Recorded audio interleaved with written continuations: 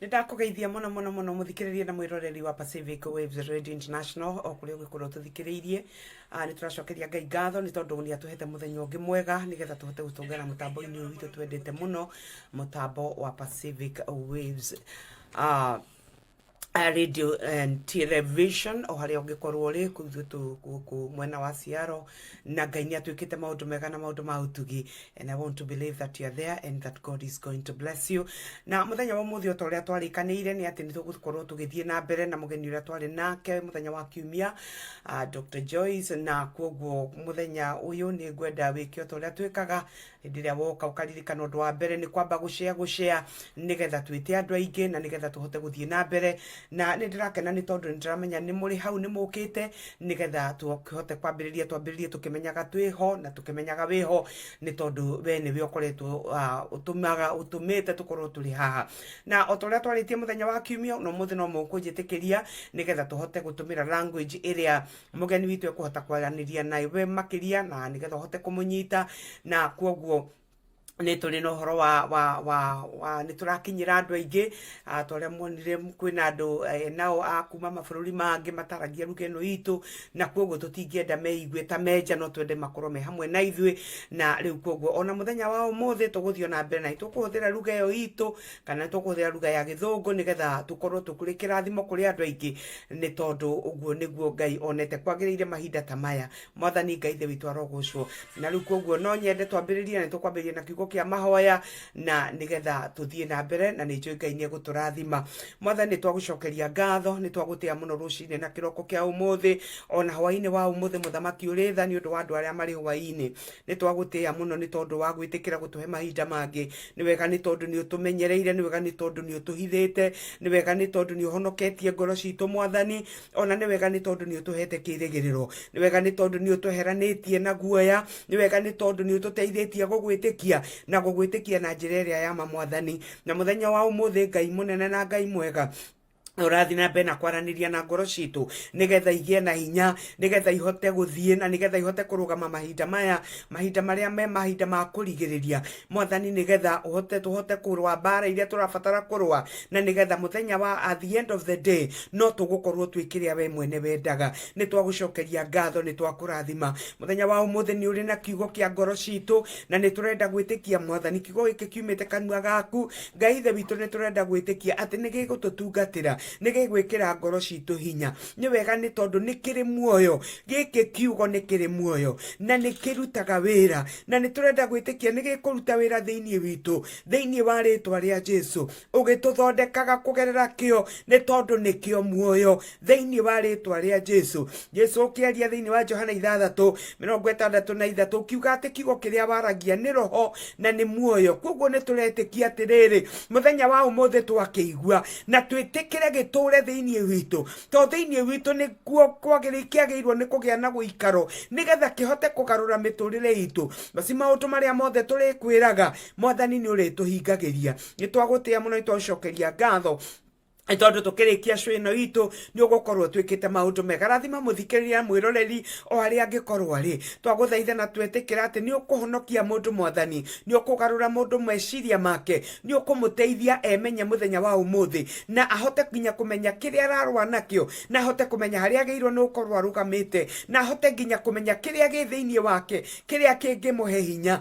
Ni tondu hindi na mundu anerigwo Mwathani Ngai the witu ni kuri maundu na matagiirwo kumuhota hotaga. No muthenya wa umuthi ni turenda gwitikia ati kiugo giaku giingira thiini witu Mwathani, otoria maandiko maroiga kiri no tauku thiini wa ritwa ria Jesu. Ngai the witu ni gikurehe utheri thiini witu na ni gigutuhigia. Yo ni Thaburi 119 kamuhari ka 130 Mwathani, na ni gigutuhigia haria tungikorwo turigirirwo na haria tungikangikorwo hena urimu ni ugutwehereria. Reke kiare thiini witu nigetha tutuike kiria wendaga. Twagucokeria ngatho na nitwagutia to thiini wa ritwa ria Jesu twahoya na twacokia ngatho. Amen. And so I want to switch I want to switch to the language that we will understand. And so I just want to thank God for you that has come and that has joined us. And we want to appreciate God. And as I've always said, it's good that we start our show when we know that there are people who are watching with us. And we thank God for Mwendi, Thayo, and Gema Alice. God bless you, Morega. You're watching with us. Mwendi, I don't know where you are, but I know Gema is in Dubai. Beatrice Wanjiro, Beatrice yakoragwe kule mwana wa Dubai, na ndirona ni arakaribitha aria magiukite Ngai aromurathima nitwageithika muno muno alingema. And today we ndirona Cousin Kinga Mathai, God bless you so much. Ucio ni mugeni na Ngai amurathime. Kuri na andu maretia nyimbo na nindiramenya iria tukuhota kuhura no tuhure na iria tutekuhota kuhura mutwerewe, because today we are going to we are finishing up with what we started last week. We were talking on the meaning of Easter, and we want to thank God. We want to thank God because we started on a very powerful note, because we are still in the season of celebrating Easter, and we thank God that the woman of God was able to take us to the beginning of Easter, and she took us to the book of Genesis, where man was supposed to have started his dominion, and we also came to see how we lost dominion. And she was talking to us about how to go back. And today she started on the 7 mountains of influence, or the 7 mountains that we must conquer for us to go back to our position, to go back to our place of dominion, to go back to the place of rulership, of authority. And I thank God. And she dealt with the mountain of religion, and that was very powerful. And she told us the mountain of religion is the mother of them all, because it is true that everyone that ever conquered in this area, right, they conquered all. Yes. And I was looking at the Bible, and I was looking at all the men of faith, the men who were able to dominate in the spirit. I looked at Abraham. He was rich. He was a great man, but he has conquered because he had a relationship with God. I look at Moses, the same. I look at Joseph, the same at Daniel, and so on and so on. And you can even look at that in the book of Hebrews, chapter 11, the men of faith. And that is very impressive. Amen. And so, brethren, as we listen to Dr. Joyce, as first, of course, she will introduce herself, because of those who are joining us today, you are not with us last Sunday. And that was very, very powerful, that God wants us to go back to our place of dominion. And Dr. Joyce, before you even come in, as I tell the viewers and those who are watching us and those who are listening to us, please remember to share, and you can start a watch party, and God is going to bless you, because we want to reach more people, because we want the people of God to be edified. We want the people of God to understand their position in God. And when I was looking at and what I've been feeling like, and I saw something in the book of Malachi, chapter 3, verse 6 and verse 7, and the Bible says that in the book of Malachi, chapter 3, verse 6 and verse 7, the Bible says, I, the Lord, do not change. All right. So you, descendants of Jacob, are not destroyed. Right. Ever since the time of your ancestors, you have turned away from my decrees and have not kept them. Now, this is the point. Return to me, and I will return to you, says the Lord Almighty. Amen. And Doctor, you know, when I've been thinking about what you were talking about, and because all the week, throughout the week, it was so much alive in me, and I was looking at it, and I was saying, yeah, it is true. This is where we have failed. But you know, the reason as for why we have failed, it is because we left. True. And I'm just laying the foundation as she comes to continue. And you know, the word return means coming or going back to some place. Yeah. That means it's a place where you had been initially. Right. You happened to leave, yeah, and now you are entitled to come back. And this is all what you are talking about. Right. That we left. Yeah. And now because that we left, God is calling us to come back. Right. Right. And it is very interesting that God will always call us to come back because He does not change. Right. He's still the same. Amen. And so for us to come back, we just come back because once we come back, He just restores us back to the place of dominion. Right. And the Bible says that and they ask how. You know, sometimes man will always pretend he does not know how he has left God. But we know. We do. Because the word of God speaks always to us. Right. And that you cannot evade when the word of God comes to you. Yes. And so I want to thank God for this opportunity. And I just want to give you the space that you may speak to us. And I wish I was able to. I listened and I was feeling like, oh God, this is it. And I want to believe that the people of God will never be the same again. Right. And please call somebody. Please share with somebody. Share this video with somebody. Call somebody. Tell them not to miss this, because this is incredible. The things that you're going to hear today, you have never heard of them again before. And they're going to change your life, because I personally believe that they will change my life. And therefore, God bless you so much. And today, it is my 23rd anniversary in marriage. Congratulations. That's Thank beautiful. Thank you so much. Oh, wow. And I want to thank God. He has been faithful. Amen. And I want to thank God for my husband. He's the most amazing man you ever know. Praise He's the Lord. most handsome. You know, somebody getting me out of my mother's house, Yes. or you, he must be an amazing person. Yeah, they have and to so be. I want to thank God for him. And wherever you are, man of God, my husband, Daddy, I love you. And God bless you so much. May he keep you. And may the purpose of God in our lives come to pass. And because I know that God is taking us. Oh, yeah, high. Definitely. Very far. And he's taking us far. Oh, yeah. And so I want to thank God for 25 years. It's a long time. It's a long time, yeah. And Wow, and you are not done. You know, you're still there, and you still feel that this is it, and you still feel that this is the guy. This is the guy. Hallelujah. And so and if you see him on online, he tells me, unajua umezoea. Unionagi. Usizoee, lazima uone mzee. Lazima nimuone. And so God bless you so much. God bless you so much. And so I want to invite Dr. Joyce to actually start to start with speaking to us. And I do believe that God is going to bless us. Amen. And so welcome, woman of God. Thank you very much. I really want to bless you, and I thank God for you and what he's doing in this time. Amen. I thank God for Pacific Radio and Television for having me. Amen. Thank you very much, Pastor Jen Munene, even for inviting me here. I really don't take it for granted, because I do understand that every opportunity that I have to speak the word of God, it is a very serious opportunity for me. And so today God is going to speak to his people. I just want to appreciate a few people that are watching, and also congratulations to you. I mean, 25 years is a long time. I'm telling you. Yeah, we are behind you. Please don't ask me how long I'm married. I mean, when you say 25 years, 23. 23? Yes. I don't want to say how many years I'm married. Don't you worry. But I'm behind you. Yes. Yeah. And you're coming. Yeah. Amen. Yeah, so thank you very much for those who are tuned in, and it's a blessing. Oh God, I thank God for those who are here. I see Bishop Karaoke from Meru, you are tuned in. Wow, that's very humbling to see you, Bishop. Thank you very much for tuning in on the watch party. God bless you. You are taking the nation of Kenya by storm, and the city of Meru and Nairobi. God bless you, Bishop Patrick Karaoke of Meru. I bless you. Thank you very much, Linton Mia. Thank you very much, Salome Kirui. Thank you, Domi. Thank you very much, Henry Samiek. Thank you, Pastor Henry. Thank you, Elva. Thank you, Pastor Alex. All of you who are joining in on my watch party, God bless you. Keep on joining and also doing watch parties and also sharing, because God is going to be speaking to his people today.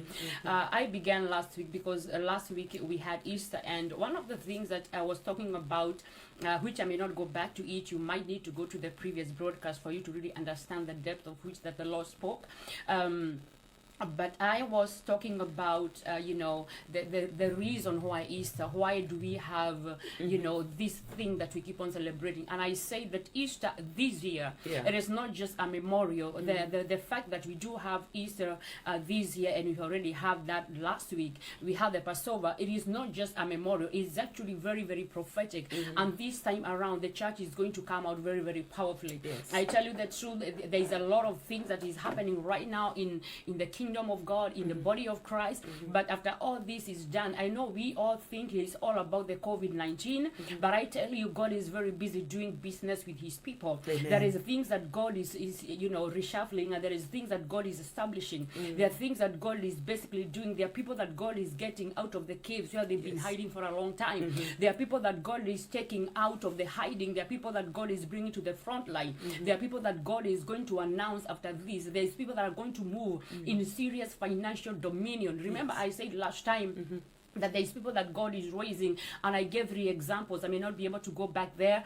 And so we began by reading the book of the beginning, because I said, if you want to understand something, you have to go to the beginning. And so we see that in the book of Genesis, chapter number 1, from verses 26, God said, let us make man. And I said that is already there, a very big revelation, because the making is a process. And so God said, let us make man in our own image and likeness. And so why were they being made? Is so that they may have dominion. And then we saw that because of what they did, then they fell, meaning they lost dominion, or they lost their purpose. But then Christ came and he restored us back to God, meaning he gave us back our position in God. And I said that the whole Bible, the only business that the Bible, the book itself has, from Genesis to Revelation, is a reconciliation of man. Any book from Genesis to Revelation, in there, it is all about God getting his people back. So the Bible is a very tiny thing. It could be so many books, but at the end of the day, it's a very tiny message, because God is just trying to use all the ways he could to bring his people to himself. And so we saw also in the book of Revelation, which I want to read because I want us to understand something. So today I'm going to start with the mountain of government, and how God has given us through salvation, through the death of Jesus Christ, that we've been given every other mountain. And so today I want to begin with the mountain of government. And even as I begin with that, as church people, please hear, because God is going to be speaking to us. The book of Revelation, I want to read chapter number 5 and verses number 9 to 10. It says, that is Revelation 5, 9 to 10. Those of you who are watching, you can possibly just write that scripture there, so that those who watch later, they can be able to follow on this. And they sang a new song, saying, you are worthy to take the scroll and to open its seals, for you were slain and have redeemed us to God by your blood, out of every tribe and tongue and people and nation, and have made us kings. Please notice that.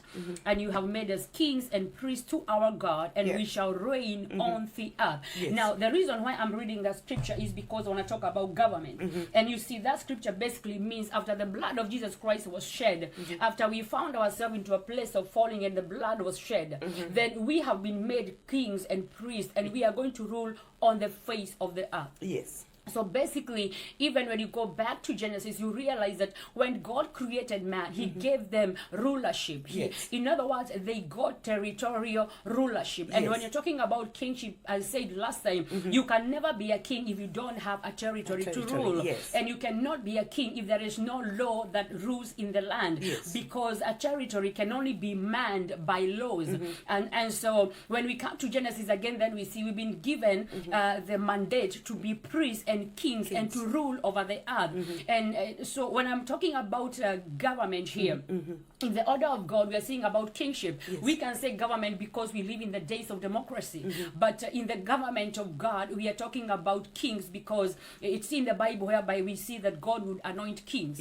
And then I also want you to understand that from the beginning, that is Genesis, God made Adam to be the government he had put on that garden called Eden. And so he had the jurisdiction authority over that territory. And so when we are restored back by Christ, then again we are able to get the authority over territories. And I also want you to understand that when we are talking about government as a church, we have to know that we are the administrative power or the administrative arm of God on the face of the earth. And so, church people, please understand me very clearly, because sometimes we understand government in terms of just the politics that we see every day on television. But it goes beyond that. When you're a child of God and you're talking about government, we're not just talking about politics and all the nonsense that we keep on seeing, on media houses and what is going on. No, you as a child child of God, you are called to be in the government of God. yes. But then here on earth, that is why Jesus taught his disciples to pray, let your kingdom come. In other words, let the government of heaven be the government here. Yes. So, and how does that happen? It is because we are here. We are the representatives of Christ. Yes. We are the one who carry the government of God. We are the one who are supposed to be the administrators here on earth. Yes. And so if we do not understand where we come in terms of government, we are going to live our life carelessly. We are not going to understand that in the operations of God, in ruling territories, there is a part for us to play. And so that is how we have lost that sector of government to the secular world.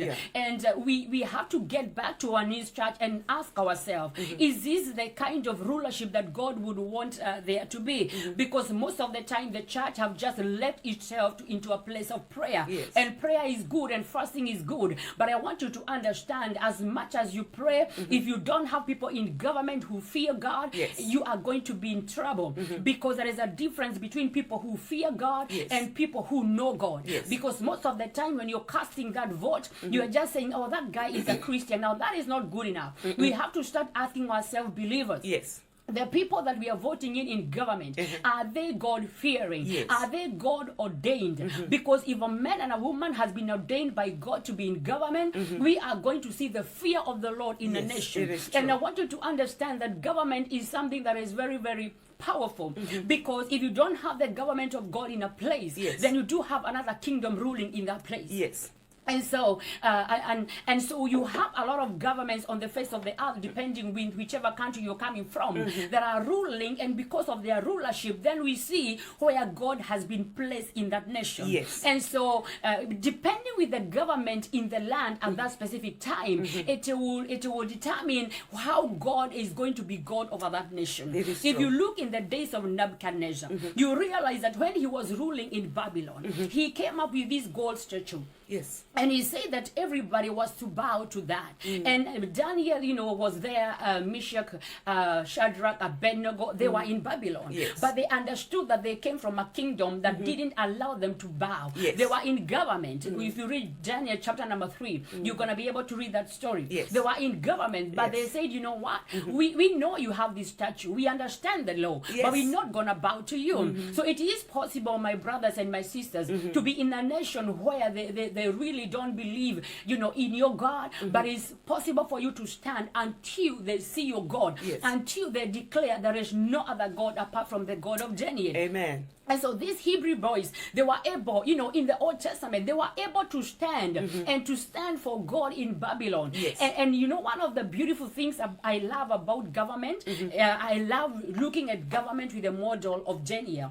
Because God has given us models in the Bible. Like I say, the whole Bible from Genesis to Revelation is all about God trying to reconcile his people, giving us patterns, giving us models. So Daniel by himself is a model of government. He is. He's a model. Because God raised Daniel, God raised these Hebrew boys in a heathen land, a land that didn't know God. And can you believe it? Daniel stood until it was decreed, there is no other God apart from the God of Daniel. I mean, how powerful is that? This guy was in government. He was not, he was in government but not corrupt. He was in government but not wicked. He was in government but represented God. Not just any government, in a heathen land, in a place where it was a place of captivity. So it is possible for us to be in heathen nations, to be in places where God is not known, but we can still be able to bring God in that nation, in that government. We can still be able to change the laws of the land if we walk with God. Amen. So you know what the Bible says in the book of Proverbs, that when the righteous rule, then people rejoice. But when the wicked are in authority, people mourn. And so when you look at the nations, many people are mourning because we have very wicked rulership. And most of the time we keep on comforting ourselves with scriptures. God will take care of it. Everything is gonna be okay.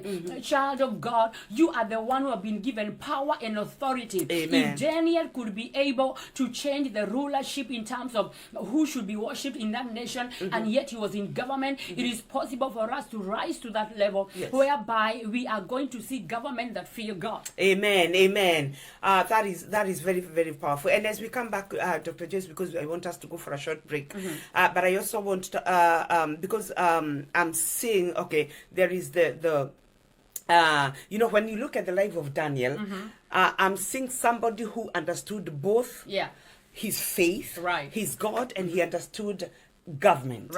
But I think as I'm looking at how things are today, that if those who are in the church, we want to actually, you know, we have nothing to do with government. We don't pray for government. We don't engage ourselves in government. And so it's like it is for them. And because it is for them, then we don't care. And therefore that is why all the time we are negatively affected by their decisions, because we do not engage ourselves to understand it, to pray for it, and to contribute to it. It's foolishness, my dear, because you see, when we go to the mountain of education, we're gonna see how that affects us, because most of the time the government will also now control a lot of things. So even in the education that you're given, it affects how you approach rulership.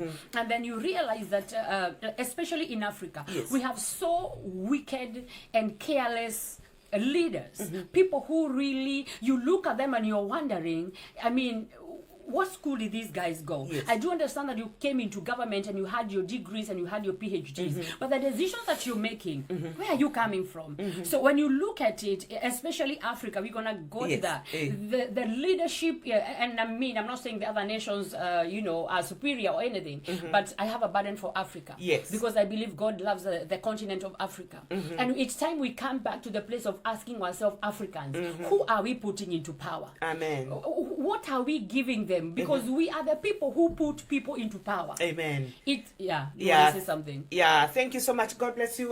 We are going to go for a short break, and thank you for those who are joining us. Tabe wa yune there from Bahrain.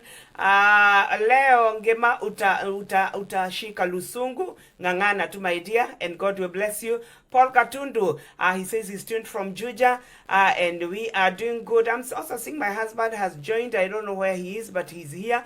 Joking Gasha, God bless you so much. Thank you so much. Thank you so much for the Manjiro Minor. We are good, Joking. Wow. It's yes. My husband is there, and I said, wow, that is true. Happy anniversary. I can see you, honey. I have. Thank you so much. God bless you. Awesome. And we are doing good. Amen. And so can we go for a short break, and then when we come back we are going to continue. And please, and remember to take we always say, come with a Bible, come with a notebook and a pen. Amen. Because you cannot remember all these things. Note down something that will help you to be able to combat both faith and religion and God and government and all the other mountains that we are going to tackle, and God will bless you. Amen. Ladies and gentlemen, here it is, the most listened to radio show on the planet. Even the other stations are tuned in too. Pacific Waves International Radio, Seattle, Washington. Shesheni rirata batakahurura. Meri tuno irata baitaruni shiode the hadu yaruma. America, Africa, Asia, na Europe. Mumemba wa Pacific Waves International Radio nitwigane gatho nigutwihoka we ni wethabu itu nitwakwenyihiria twashokia gatho nikunyitirira kioneki giki gitu kinene mwene nyaga arokurathima na ndathimi ciake tabarĩra ici ciothe tishitu ni ciakuwe muthikiriria na mwiroreri witu na mwako-ini twakwirira kugacirithia motungata maitu hari we ona kumatamatia ndugu itu nawe. Pacific Waves International Radio, menyugi na nenda cia rũraya tutongoragia aya angĩ magatuma thutha. Thĩinĩ wa kiugo kĩa Ngai nĩ kũrĩ muoyo, naguo muoyo ũcio nĩguo theri, naguo theri nĩ waraga nduma-inĩ, nayo nduma ndĩrĩ ya ũhota. Nyitanagĩra na Pastor Jane Munene Thank you so much. marĩ ngwatanĩro na Kĩariũa Prestige o mũthenya wa kiumia makĩguũria maandĩko ma Ngai tabarĩra-inĩ ya kiugo kĩa muoyo mũtambo-inĩ ũrĩa ũratambata kahũrũra thĩ yothe handũ ya rũma Pacific Waves International Radio, Seattle, Washington, USA. Kĩambĩrĩria-inĩ kiugo arĩ kuo, nake kiugo arĩ Ngai, nake kiugo atũirio harĩ Ngai. Kiugo kĩa muoyo na Pastor Jane Munene. Pacific Waves Radio, Menyugi na nenda cia rũraya. Welcome back, welcome back. We are continuing with our topic, and we thank God and thank you for, I can see my pastor. Oh, awesome. Yeah, Pastor Charles Mwangi, Eriga, happiest anniversary, Pastor Jane. Thank you, Pastor. Nyamu Jacob Beatrice, thank you for the anniversary and I'm blessed. Amen. Paul Hallelujah. Gatundo, thank you so much. The English is accommodating all the. Thank you so much, Terry Simon, for that understanding. Kehonge, wish works. Uchiatuana kaikure arangata. Oh, awesome. Yes.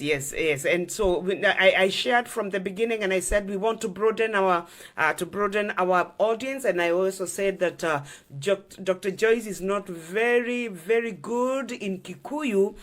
She speaks Kikuyu, but she cannot preach in Kikuyu. You will not get her. So we had better give her that which she is comfortable. She's comfortable with, so that she's able to deliver the message that God has put in her spirit. And so we want to thank God. Dr. Simon, Dr. Peter, God bless you so much. Esther Kanyao, Mami, God bless you so much. Thank you for joining us. You are here. Faith Masharia from Nairobi, God bless you so much. And Elizabeth Minor, you know her. She's saying, Pastor Joyce. Oh, awesome. Thank you, Elizabeth. Yes, so she's here. We are live. Yes, Beatrice, we are live. We are live and we are doing good. And Dr. Joyce is continuing. She's continuing with the 7 mountains that we need to conquer to go back to our position. Yes. To go to the place of dominion. And Dr. I thought of David. Yeah. David was a king. David was a mighty man. He was a man after God's own heart. But there was a time he left his place of dominion. Right. While every king, because it was springtime, and the kings were going for war. Yeah. And it's the Bible puts it is like it was a must. That was the time of war. Yeah. And David dispositioned himself. Right. He lost his position. He left the army to go and fight. Yeah. Akijivinjari. He was left sleeping. And he was idle. Looking through balconies. Because he was supposed to be doing something. Right. But when he left it, we all know what happened. Yeah. So can you get back and continue with us? Yeah, that's a very good way of looking at it. Yes. That, when you're not doing what you need to do in terms of taking and defending territories, Yes. because the reason why the men of David and the kings were going for war, it's because basically there were territories to be protected, there were enemies to be dealt with. And so when you're called into kingship but you don't take care of territories, Yes. it means you can easily lose your jurisdiction authority. Yes. And so when David was not gone for battle, we know what happened. You know how he fell. He saw things he shouldn't have been seeing because he was a king, yes, but in the wrong position at that specific time. Yes. And so when you're talking about the mountain of government as a church, we really have to understand that this is a very important mountain for us, because it depends then how the altar of God is going to be established. Yes. Remember I said with the mountain of religion, it is the mother of them all. But if you don't have the right government in place, we will struggle even to have religion. That is why you realize that there are some nations you can never preach the gospel because of the government of the land. If the government does not approve the altar of God, because remember religion is an altar in terms of whichever religion it is. So Christianity by itself also, we do have our altar. And so the reason why we have the blood of Jesus Christ, it is because we need to take dominion. And so if we are not taking care of who is in rulership, or who are the people who we have given rulership over ourselves and over our everything, then we are going to suffer as a church. Now, I talked about Africa just before we went on break. Yes. And you see, one of the tragedies of Africa, thank you very much. I see the servant of God from South Africa and Lesotho.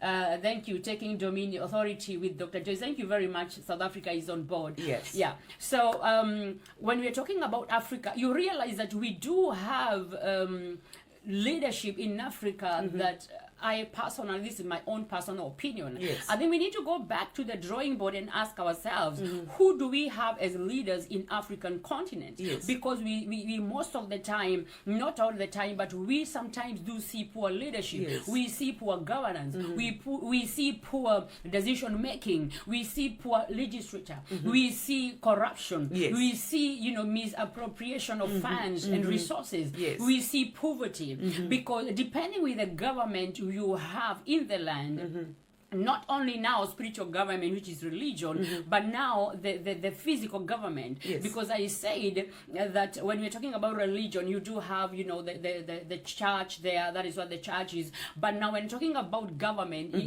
it's the government that is in position, ruling at that specific time. Yes. So you realize that Africa, the church in Africa, you cannot blame the government. You know why? Yes. You put them in position. You put them in position. You can complain about the leadership. We can say they are poor leaders. But the thing is, you realize that we keep on again and again going back to the same leadership. Yes. So as a Church of Africa, you gotta have to ask yourself, why are we choosing bad leaders? Have you gone back to what the Bible says in the book of Isaiah? Isaiah 3 and 4, where God says that I'm gonna put babies to be your rulers. Oh my God. And when God was talking that, he was basically saying that because of the judgment of Israel. Yes. That when people have sinned, when people are not walking in the ways of the Lord, one of the ways, or when people have left their place, let me say that, Yes. one of the ways you're going to know that God is really saying something in terms of rulership. Yes. You see people who are like children ruling over nations. They may not be boys, Yes. but you are going to see childishness. Yes. Childishness in rulership. Yes. And if you look at most of the rulers we have in Africa, you see a lot of childishness. Yes. They can be great people with Yes. great titles, with great education, great achievement. But if you look at their leadership capabilities, if babyish. you look at, it's babyish. Because then we ask ourselves why it is us, the church. Because we do not engage Yes, God. we do not engage God. Yes. And then again, what we do in Africa, mostly we are so much into the gospel of salvation and going to heaven. Hallelujah. Yeah, so we are not thinking about what I read in the book of Revelation, that we are going to be priests and kings on the face of the earth. Yes. This is a place we are going to rule. Adam and Eve, when they fell, they were already in a garden. Yes. In other words, they had already been given allocation. Yes. Allocation that was physical. Yes. A territory that was physical. So church, I want you to understand government goes beyond some spiritual thing. Yes. Government is physical. Yes. We are talking about real territories. We are talking about economies. We are talking about people. We are Yes. talking about space. Yes. And so when a leader, like now with the COVID-19, Yes. because we are in that time, you realize that we have leaders who are so careless with their territories that you as an African government, you're still allowing scientists to come in Africa and try testing vaccines on our children. Vaccines, we are not, why can't those vaccines be taken to the nations where they are coming from? Yes. Test those vaccines to your own children before you come doing that in Africa. Yes. But then the question is, who let these people in? Are they not coming through our airports? Our leaders, yes. Are they not coming through the leadership? Are they not going through the airports? When airports are closed, Yes, and people are quarantined, the nations are closed. Yes. Who dares open, an entry port Yes. to these people who are going to come and inject this poison to our children? Imagine.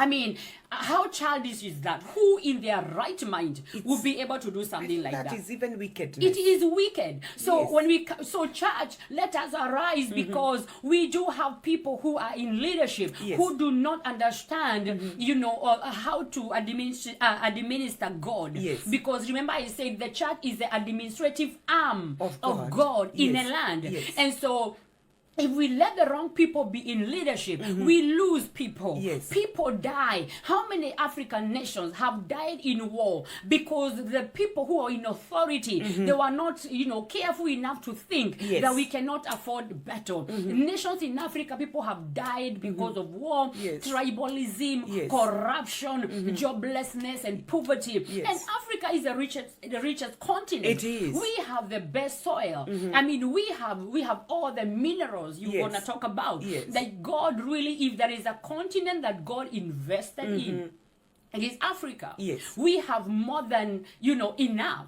Look at our soil. Yes. I mean, most of the things that are exported in the They are other from countries, Africa. they are from Africa. Yes. Look at the gold, the best gold. Yes. The best quality The- of gold. You yes. find it in Africa. It is in I mean, Africa. look at the oil. We do have riches. Even most of the minerals because of the outsiders interfering. Yes. We have not even been able to enjoy because we have all these things being taken out of Africa Oh my and God. going to build other nations. Yes. So what we have done with the mountain of government as a church, Yes. we have been too quiet and too careless with it. Yes. That is why we are losing resources because these are resources that are supposed to build our nations. nations. If you look at God, he said unto the Israelites, I am going to give you a land flowing with milk and honey. That seems to me like economy. That seems to me like substance. Yes. And when God gave them Canaan, God had taken away the Canaanites and all the Knights out of that land. And so when they went there, they were supposed to even establish government. Remember, they've Yes. been in the wilderness for all these 40 years. Yes. And so they have gotten there. They had to establish government and rulership. Yes. And I thank God because they had Joshua. Yes. And then Joshua could, administer and say, this is how we are going to tackle and take things. So there was government, there was rulership, there was Yes. order. Yes. And we see these were Christian people. I mean, Joshua would fall before God and ask A God, man of God. yeah, Yes. why are we losing this battle? And God will tell Joshua, it is because of A, B, C, D. Yes. And Joshua will put those things in order. I mean, these were guys that operated in the days where there was no Holy Ghost. Yes. But they talked with God. They had a relationship with God. Sure. They took care of territories. But we, men of God, let us start teaching our people concerning things that matter. We are supposed to be kings here. Yes. There are people who are called among us who God has given understanding Yes. concerning rulership. There are people that God has given knowledge concerning how to rule in territories. People of God, let us get into positions of power. Yes. Because it is like we're just born again. We want to go to Go heaven. to heaven. There is more Oh, to do Jesus. here. In heaven, we are going to praise God and rest. But the work is here. Yes. It is here that we need to take territories. Yes. It is here that we need to realize that we have to represent God. Yes. It is here where God needs to be seen working Yes. on the face of the earth. So the Amen. mountain of government, the church, has really abandoned. And the funny thing about this mountain Yes. is that even those people who have been in the kingdom Yes. and have tried to get into this mountain, not all of them, but most of them, Yes. they make such big blunders. Yes. You see somebody now, you're saying they're being called in the government, Yes. then they go into it, then Yes. they become something. Yeah. They lose it. So there is a battle. Yeah, because I think, Doctor, I think the way we have been set is to understand that government and religion are completely different things. As you're saying, Yeah. that the gospel we received is we get saved and then we go Yeah, to evangelism. heaven. And that is where we are losing it. Yeah, yeah. Because as we read in Revelation 5, it is the kingly and the priestly anointing. yeah. They walk hand in Yes, hand. yes, and yes. so if we just take the kingly, we will lose on government. Right. And when we lose on government, then we will always be complaining Yeah. because there is nothing that is working in our favor. The church will always be hit. Right. The church has no voice. Yeah. But once we engage ourselves to be in operation in all the areas, and I feel like we need an overhaul. We do. We need an overhaul. We need to be able to take our roots into the government. Right, and, right. and to also understand that those who get into the government, because they get into the government, and it is so unfortunate that all the men of God, the men of faith who have ventured into politics, into government, they have lost their priestly anointing. Right. So it is not an exchange. Yeah. It should be a combination. And I think you are truly helping us that even as we go there, can we also retain? Yes, You know, I love David because David was all of them. He was a priest, he was a king, he was a prophet. Oh yeah. And he did not lose. Okay, as a human being, there are those areas we can pick on and say here he failed. But David was always able to pick up his broken pieces and come to God. And that is why God was ever pleased with David. Amen. So I think we need to understand, and may God help the church to be able to teach the right doctrine. You know, to teach the right thing. Yeah, because also you see, for you to teach, you have to have been taught. Yes. So what we need to get to as people who God has given us the platform of teaching others is to trust God to educate us concerning matters that go beyond us. Sure. Now, what do I mean by that? Because most of the time when you go into a church, what do we hear on our platforms? Every Sunday morning when you go, and I'm not trying to water down the sermons because I believe God gives his people inspiration. Yes. But what happens when you go into a church, you're going to hear sermons like, you know, God is going to bless you, which is true. God is going to lift you, which is true. God is going to expand you. You're going to multiply. You're going to increase. All that is true. But we need to grow beyond there. Yes.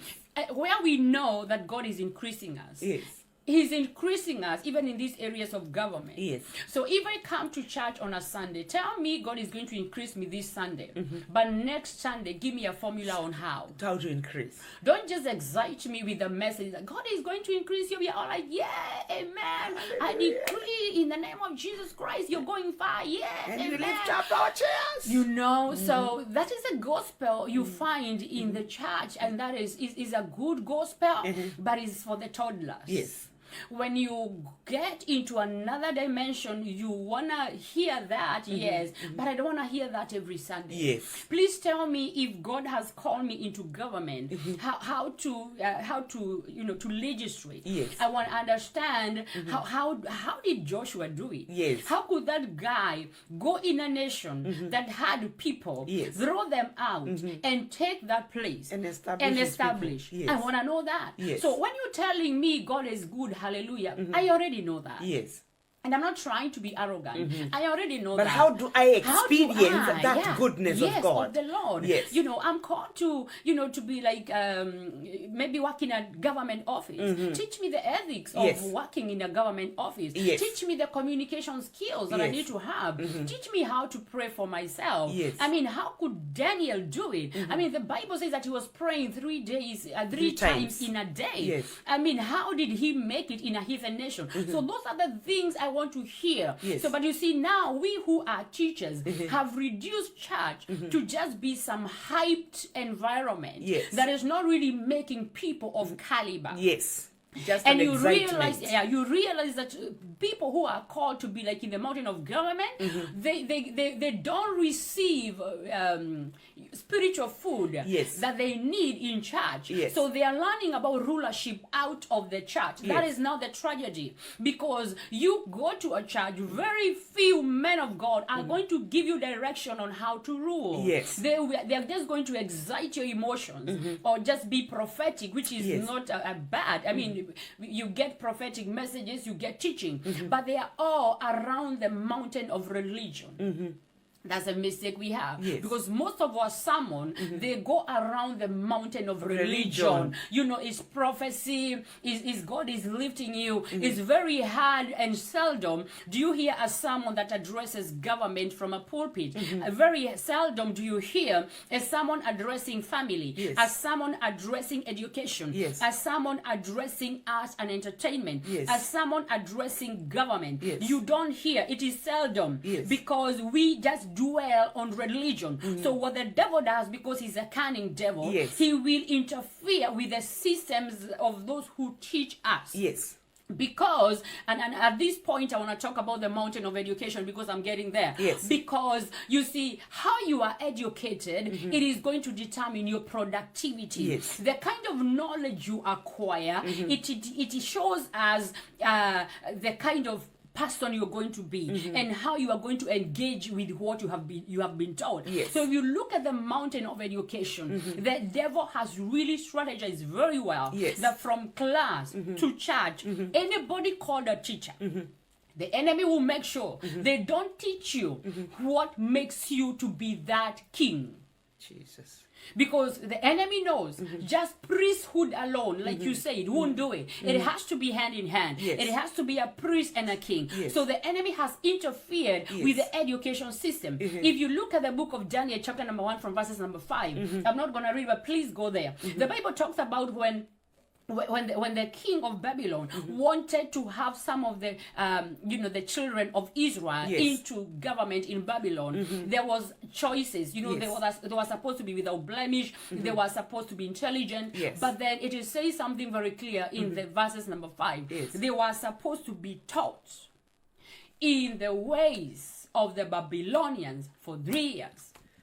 That right there is powerful because they could not allow anybody in their government with an Israelite kind of knowledge. They had to reprogram them, because what education does, it reprograms you or programs you in a specific way. That is why you see Africa, again, I come back to you. If you look at your education system, there are things that you're going to realize that you learned that have not helped you today even one bit, because the people who brought education to you, they made sure that they gave you education that is going to cause you to remain at somebody who is not necessarily able to take dominion in anything. Yes. You can only be employed. Not that employment is wrong. I'm going to get to that. Yeah. But you cannot have a mind of Your independence. own. Yes. Yeah. So education is a mountain that the enemy interferes. Whether it is classroom education in when we go to, from when we are toddlers, or whether it is in the church. Yes. So the enemy has interfered with teachers. Yes. He will make sure that they don't teach you what makes you to be a man or a woman of dominion. Oh my God. And so if you look at different nations of the world, look at the education system. Yes. For example, look at China. Why do you think you have commodities almost in every nation imported from China? Because from their grassroots education, they are taught to be entrepreneurs. They are taught to be manufacturers. They are taught to do production. Go to Africa. We are not taught to do production. You can find a man who is big enough, but they don't even know how to drive a nail through the wall. Yes. Because your education system does not allow you to do anything. It allows you just to be a slave. So the education system we received from the word go, you think it was good, but it was demonic. You learn things that don't help you. Then you realize that we have nations that cannot even speak English. But they rule over you. Those are the people that are giving you loans.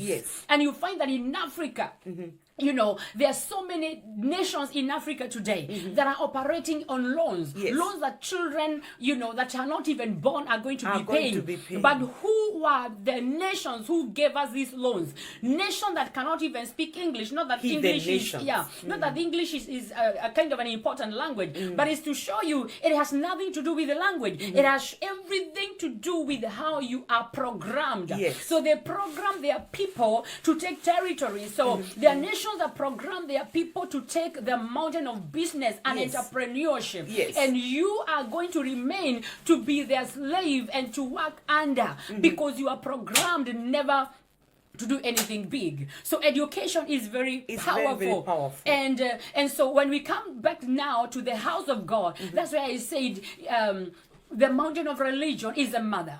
Because now, when we come to the church, you realize that we don't even see that as men and women of God. We don't even see that error. We don't see our education system like it has an error. That is why we don't even encourage our children to grow in the talents that they have. You can find a parent hitting a child, which is not, something that we can encourage just because they are not performing well in class. Imagine. I mean, how many graduates are roaming in the streets of Africa without jobs, without businesses? But with big certificates. Exactly. So we need to think again, parents, and ask ourselves, what is this? Who bewitched us that our minds only think that education that is in class is the only everything. I'm not saying you don't go to school. You can go to school, but the thing is, for what? Yes. What are you learning? Do you know what is in your child? Do you know how much God has invested in these children? Because we just push them to education. Yes. How many kids in our continent, for example, Africa, can even, play a guitar or play a keyboard or be orators or, just something that is a deposit of God. Yes. We are all on education. On books. If I don't see your degree and your PhD in this area, then you have not done well enough. You have not done well. To a point whereby we only celebrate those who graduate. What signal are we giving to those who don't? It is to tell them you are failures. Yes. So the education system has really interfered and made us to esteem education, the wrong kind of education, in a very high dimension. While there are nations, they don't care about those things. They don't. They don't care about those things. Go and find those people who are making watches. Let them give you their degree. They may not even have one. They may not have one. Yeah. Yes. Yeah, but you in Africa, you have got your PhDs and nothing. They are okay and they are good because they are people that God have given brains. Yeah, there are people that God has basically given them brains. I mean, they can open up a body and operate on it because they are in medicine. Yes. So understand, when I'm talking about education, there is some things that are not necessary because we have very powerful doctors out there. Yes. We have very powerful lawyers out there. But there is a lot of unnecessary things we have learned that we could have done better. So when it comes to education, how do we take this mountain?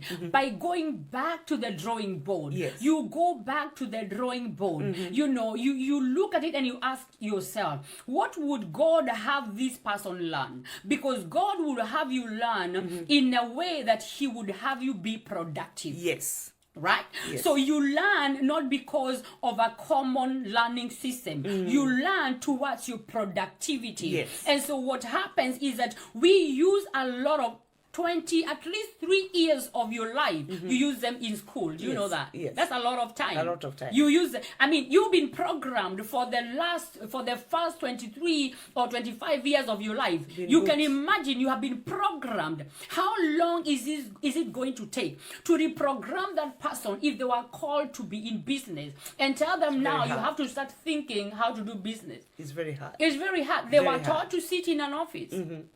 They were taught to be given instructions. Yes. This is what you do. That is even why the computers we have, we can only receive commands from them. We can only navigate in the way they are made. So education, church, we need to go back and ask ourselves, what did God give us? Yes. Let us develop that. Otherwise, you're going to not be able to take this mountain. Now, if you look at the mountain of education, you see then, even in nations, there is just a lot of interference with education because you find it is in schools now that they are teaching our children things that they should not be taught. Yes. It is in schools now that you're going to find that they keep condoms in the bathrooms. Oh my God. Right? Because they have subjects that tell them it is okay, you can have sex, premarital sex, as long as it is protected. Those are the things they're teaching them. They are teaching them it is okay to have abortion as long as it is safe. That is what they're teaching them in school. And they are teaching them it is okay, to be gay. There is no problem with that. We even have, lessons and nations that do teach that, and God is a God of deliverance. We're not trying to judge anybody, and God loves people who are bound in any area. Yes, but you see now what education has done in our time. It is neutralized everything as okay. So so education has taken away our morals. Yes. Education is so powerful that when our kids go to school, it is where they are told that they have their rights. Yes. So you don't have to listen to your parents in every area. Yes. So that is how dangerous education is, because it programs a child in the way that nation decides. So you as a parent, you lose a lot of influence. That's why you can speak to a child and the child is going to tell you, my teacher said. Oh my God. And that reminds me of the part that the teacher takes. Yeah. And I remember when I took my last born to school, and there was this teacher who taught him wrongly. Yeah. I love mathematics. Right. It was always my subject, and I thank God that I've always been able to work with my children. Right. But let me tell you the truth. It was a wrong thing he had been taught. Okay. I tried, he told me, Mommy, no. The teacher said. Do you know, I had to go to the teacher. And straighten this thing. And I showed her this is wrong. And my boy is not taking what I'm telling him. Yeah. So as you're saying, it is very true that this person has the power of programming this child into this way. Yeah. And it is very, very, very hard. Right.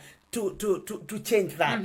And I think it is very true that we need to get it back. Yeah, we need to get it back. Right. Yeah, we need to get it right. Yes. And that is why we should have Christian schools. Yes. Yeah, and if your country doesn't, by the way, you're going to realize most powerful nations, they don't have Christian schools. They don't. Because you know why? What the enemy is so subtle. Yes. Because what he will do, he will make sure that in the developed nations, the government, of course, their taxes that people are paying, so the government schools are free. Yes. Remember, now the Christian schools, if they are going to come up, they're very expensive. They are very expensive because they are not receiving any funding from the government. Yes. So the parents have to pay from their pocket. So if you look at it, chat, the devil has been working on this thing for a long time. Yes. So you try to come up with a Christian school in these developed nations. Yes. You cannot afford it because the government has given a better option, free education. Yes. And you're saying your Christian school is this much. So we lost the mountain of education when we were asleep. That is why the Bible says, Matthew 13:25, that when man slept, the enemy came and sowed tares among us the wheat. Oh my God. God. When we slept, the enemy came in the mountain of education and sowed. He planned his way. He gave us free education. He made sure that with the money the nation has in terms of government and the taxes, is going to pay for what we will need. And we need people who know God. So that money goes to school, schools that program our children in the wrong way. And he makes sure that education without the government is so expensive, so not everybody will be able to afford it. You cannot even run it because it's too expensive. And so we need to trust God again, that we are going to have this mountain of education. Let us educate our people. Yeah, if you look at the other nations that possibly have their religious kind of schools, do you know, you realize most of those schools are not expensive. They are not. They are not. If you go to any nation, or if in your nation you do have a specific religion, not necessarily Christian, that has a school, you even realize that the universities can be free. Their education, their curriculum, favors them. Why? Why is it that is a Christian education that is not affordable? You should ask ourselves, because we as we progress in, I'm trying to open up things because we don't have the money. We don't have the money power. Because remember, money answers all things. Because if we have the money, why can't you pay for the school? You should. Yeah, you should. So we do not have money. We do not have money. Yeah, and we don't even have donors, because most of the time the donors will only come for roads. Come for roads and give to things that are just for the community. They don't interfere in religion. So church, we have to grow to a level where we are the donors, to the level where we are building community, to the level where we have our schools, to the level where we are programming our people into godliness. That is why Babylon was very serious into training these Hebrew people to understand the language and the learning of the Babylonians, because they were programming them. They were programming them. And remember, the Bible says they had to be intelligent. They had to have no blemish. So they looked for qualities. But even though they had qualities, they had to reprogram them into the ways of the Babylonians. So let us realize the mountain of education is all about reprogramming.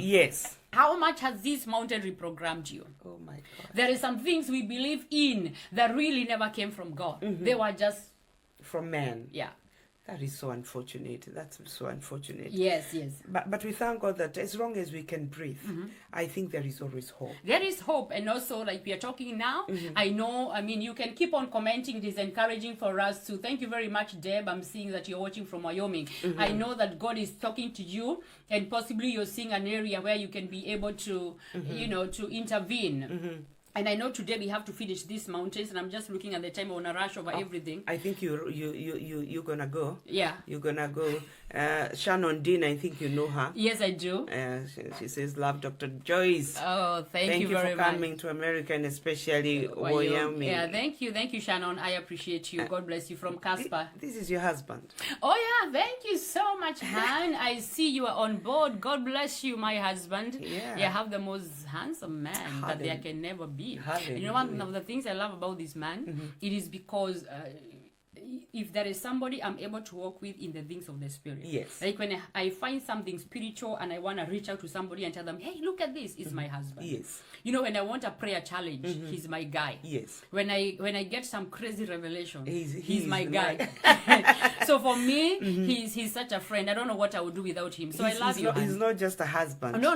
Yeah, he's your like now pastor. he is. He will tell me like if we talk around in the morning, then he's like, I'm just going for the prayer walk. You know, he goes for a prayer walk every morning. Yes. So he's really a priest. I really appreciate you, baby, for Amen. For what God has made you to be. Wow. I can look up to you and I'm like, oh wow, I have a priest in my life. Thank you, Pastor Charles, for giving us Dr. Joyce. Yeah. We are blessed, and we thank God that she's a woman of God, and thank God that you have taken care of her. And, you know, I always say, if you let that person be your pastor, you're good to go. Oh, you're good to go. Because you are the only person who can tell him, uko na katongo. That's a good one. You're the only person who can, na hiyo uliongea hapo, wacha kuongea tena. You know, and I always loved, you know, like, my husband would always preach looking at me. Because he's waiting for a signal. He's waiting for a signal. And of course, you know, there is always a lot of communication that goes on. And we thank God. So Lovell, so well. Lovell, eh? Yeah, Lovell. Sure. Yeah. So well. God bless you. Jane Kalis, God bless you. Jane Kimanjili, God bless you so much. And Brighton, Victoria Montobe. Esther Githenji, God bless you. Dr. Joyce, nitakufunza Kikuyu.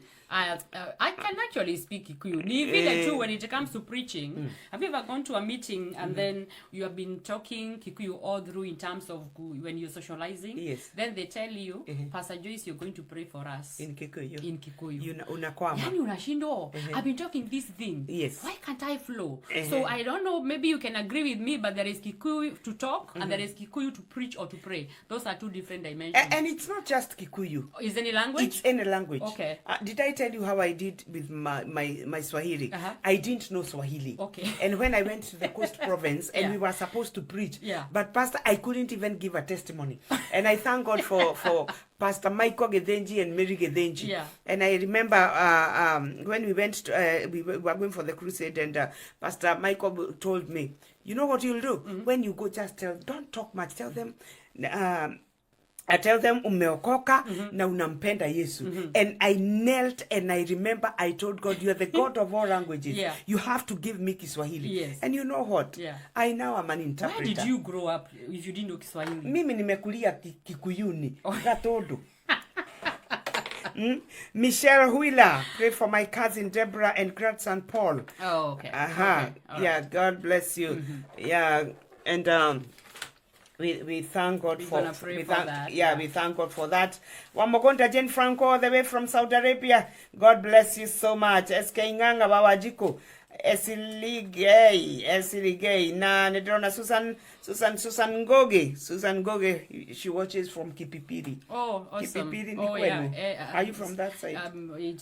They are our neighbors. Kipipiri is in Nyandarua. Yes, and I thank God she's been a very faithful person. Nancy Mongai Algich. My brother, that's my brother from California. From California. Yes. Wow, thank you. Oh, He takes care of me very well in the US. This one can walk to my house. Yeah. Yeah, that one. Thank you so much, Dr. Joyce, brother Algichi. God bless you for Yeah. taking care of her. Yeah. And we thank God. We thank God. And Yeah. I think, Dr.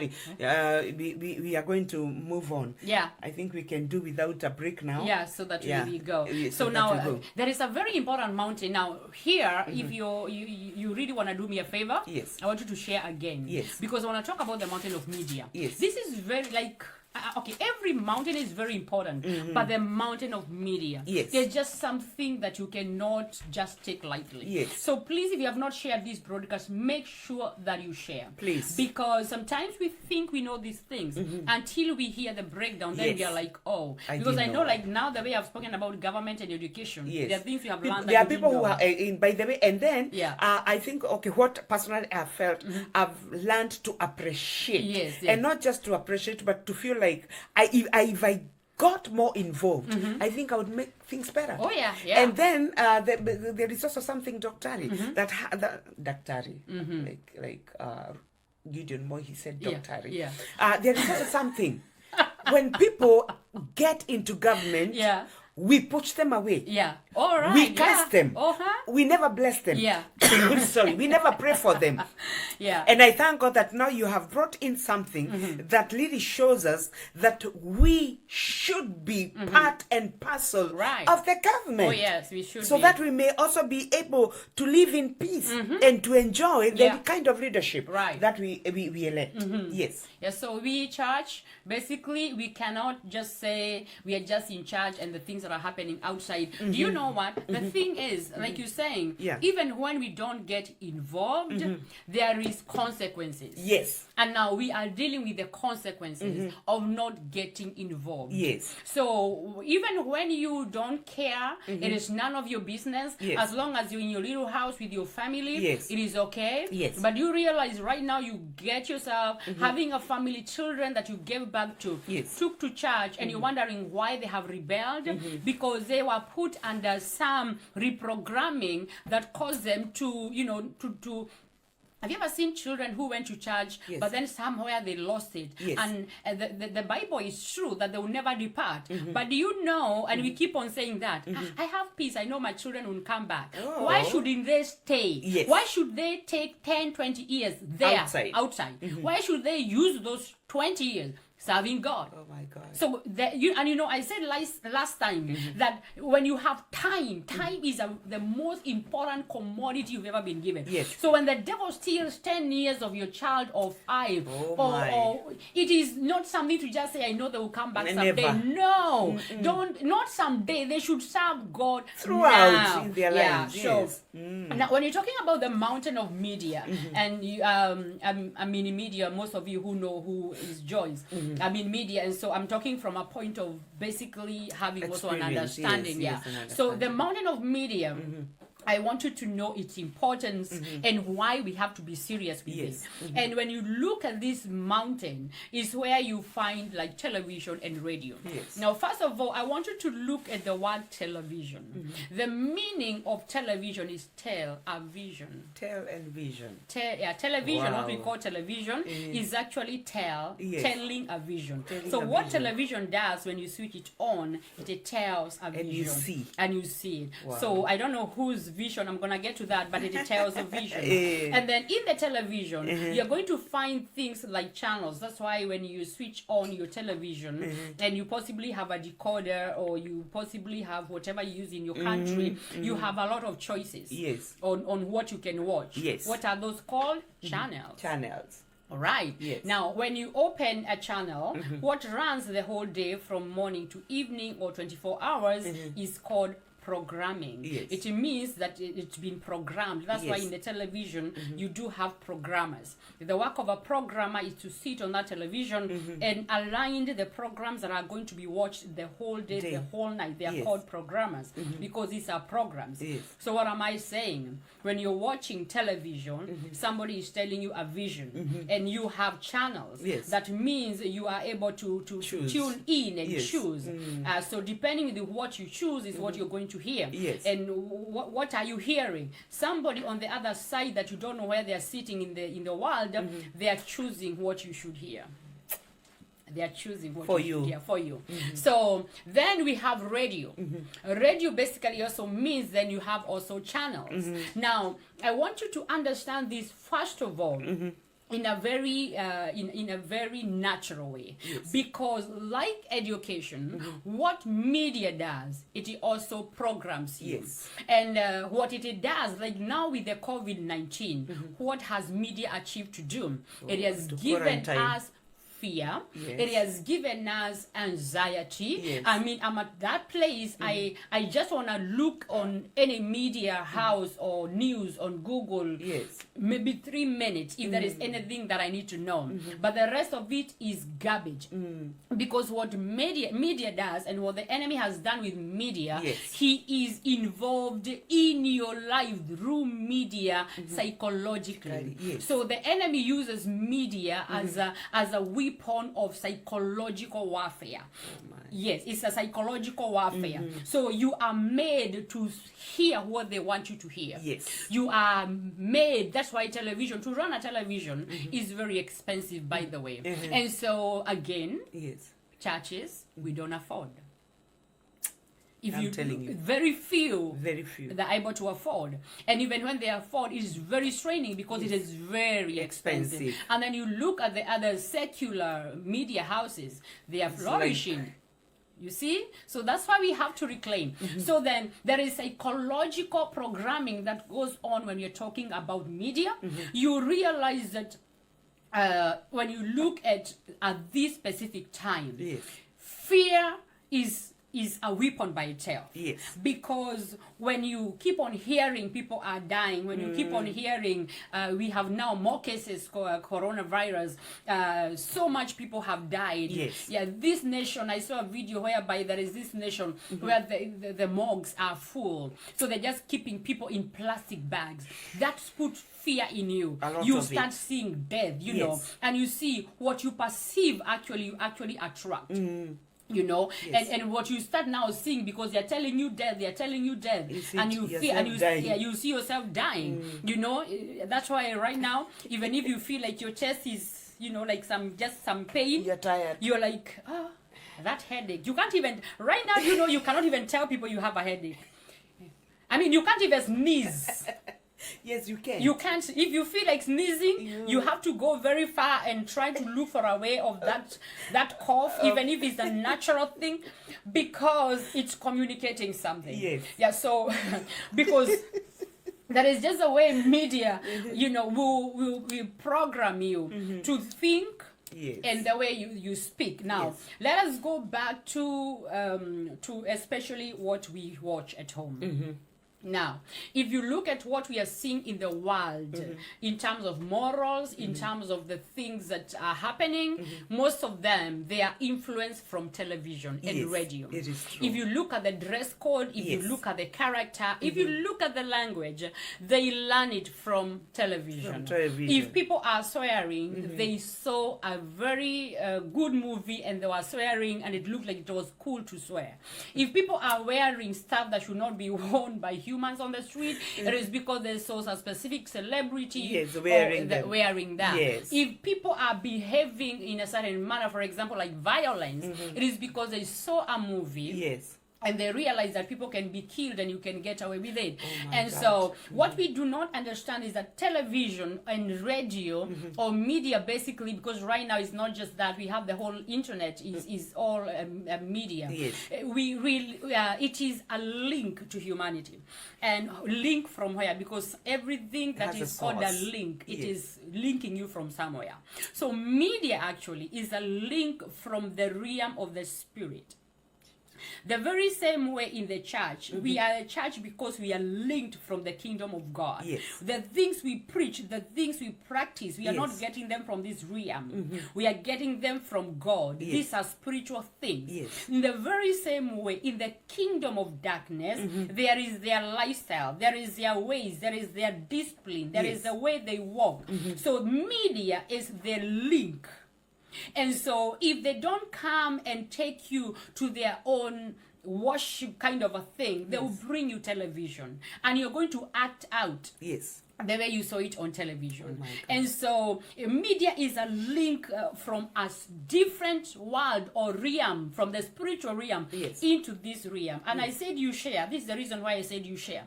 Because media basically is communication. Yes. The television, the radio, the internet is communicating to you something. Yes. Communication is something that we cannot do without. And I've been saying over and over again from the Garden of Eden, the reason why men fell is because they had a voice. So voice is very powerful. Very we powerful. as children of God, we always communicate to God in prayer. Yes. So that's also a mode of communication. But when we come to media, I want you to realize that God has given us as children of God his voice. Yes. Now, the issue is here, when we have the voice of God, we have it in the Bible, we have it on the pulpit, we have it maybe when we fellowship together, but now the enemy has amplified his voice on our screens. Oh, Jesus. So then you find the Bible has been confined into just when we get to church. But you are watching that television 24 hours. But the Bible, you hear about it specific times in your day. But you have Google every time talking to you. You have the radio. Wherever you're driving your car, you can listen to the radio. So the availability of the other kingdom of darkness and talking to you, it is more than our kingdom. So what happens is that you hear more of what is not godly than what is godly. That is why you don't even have the desire to read the Bible, because your system has been formulated to just hear things that are of the world. Have you ever listened to a sermon and after listening to the sermon you just want to pray? Yes. Because what you have heard have done something to you. You listen to a sermon, you are like, God, I just want to pray, I just want to do the right thing. Because that hearing of what you have heard has done something in your spirit. So how much more does hearing something that is not godly for 24 hours affect you? How much damage does it damage your children for sitting there watching cartoons that are ungodly, and parents, you know that. There are cartoons in my house that should not be watched, and my children know that. And we keep on being careless. We don't monitor because we have been brought up in the system of Babylon that causes us to be very busy. We don't even monitor what our kids are watching. We don't because we are very busy. And if we're gonna keep them busy on a screen, is much better, because they're not going to get in our way. So we have lost, and we are losing a generation because we have ignored the mountain of media. We basically ignored this mountain. Church, we have to take this mountain back because somebody is telling us their vision, and this is the devil. Telling us their vision. You have to fear. You cannot succeed like this. Even if you look at all the commercials on television most of the time, there are commercials that sells to you lies. Because the word of God doesn't say those things. We see commercials on abortion. We see commercials, on promiscuity. We see movies that are promoting promiscuity. We see movies that are promoting violence. We see movies that are promoting very evil things. It is true. And we end up thinking that those things are right. And then we forget that what we hear and what we get in our system, we actually act it out. Because a man is actually also a recipient. Like we have signals. We have signals. We can receive frequency. Look at God when he was talking to Samuel. He has raised, this boy to be a prophet. He's in the house of God. And God is speaking to Samuel in a voice. And Samuel is thinking Eli is talking to him. And so he goes to him. He's like, did you call me? He's like, no. So only like at that time, Eli was able to realize, I think this boy, God is speaking. So when you go back, just go and say, Lord, here I am. Talk to me. Now, that right there is trouble. Because here you have a prophet who cannot hear his kingdom. Oh, Jesus. Yeah, there was communication breakdown. Yeah. Now, this is why I'm saying you share this thing, because this is how serious media is. Yes. So now this media takes us back to our religion mountain. Yes. Because then it means if we, the people of God, are not hearing what our kingdom is communicating in terms of rhema, in terms of wisdom, in terms of direction, you find that even on Google right now, if you want to know what the psychic is saying concerning your next 10 years, they can tell you. They can tell you free of charge. Even if right now there's so many places you can channel in or tune in right now and hear things concerning your life because they have been made available. Yes. They've been made available. And so prophet, where are you? Have we become like Eli, who God speaks and they cannot even understand the communication of God? You know, so God is basically asking us to go back to that place of being able to hear our kingdom. Are we able to tune in into our kingdom? Are we able to tune in? You know why I'm saying that? Because like I said, if you listen to most of our messages on the platform, there are things that have been, repreached and there is no freshness. Anybody in God who is fresh, you will know. You will know. And if you're hearing your kingdom, then your kingdom will tell you, today, Pastor, preach on government. Yes. Tomorrow, preach on economy. The other day, because you're hearing your kingdom. Yes. So I'm not just talking about hearing God prophetically. A prophet is a man and a woman who are able to communicate the mind of God to the people. Yes. So when we lose our communication, and I want to say this at this time, when you look at the prophetic we are seeing nowadays, not that there is anything wrong with it, but when you look at it, the weight of the prophetic is very shallow. Very. Because what we are hearing is that this is your name, like you didn't know. Yes. There's nothing wrong with that. And your mother's name is this. And you come from this place. That's still okay, because they're trying to confirm to you that really God is talking to you and God knows you. It's very much okay. But then the thing is, these are all things you know.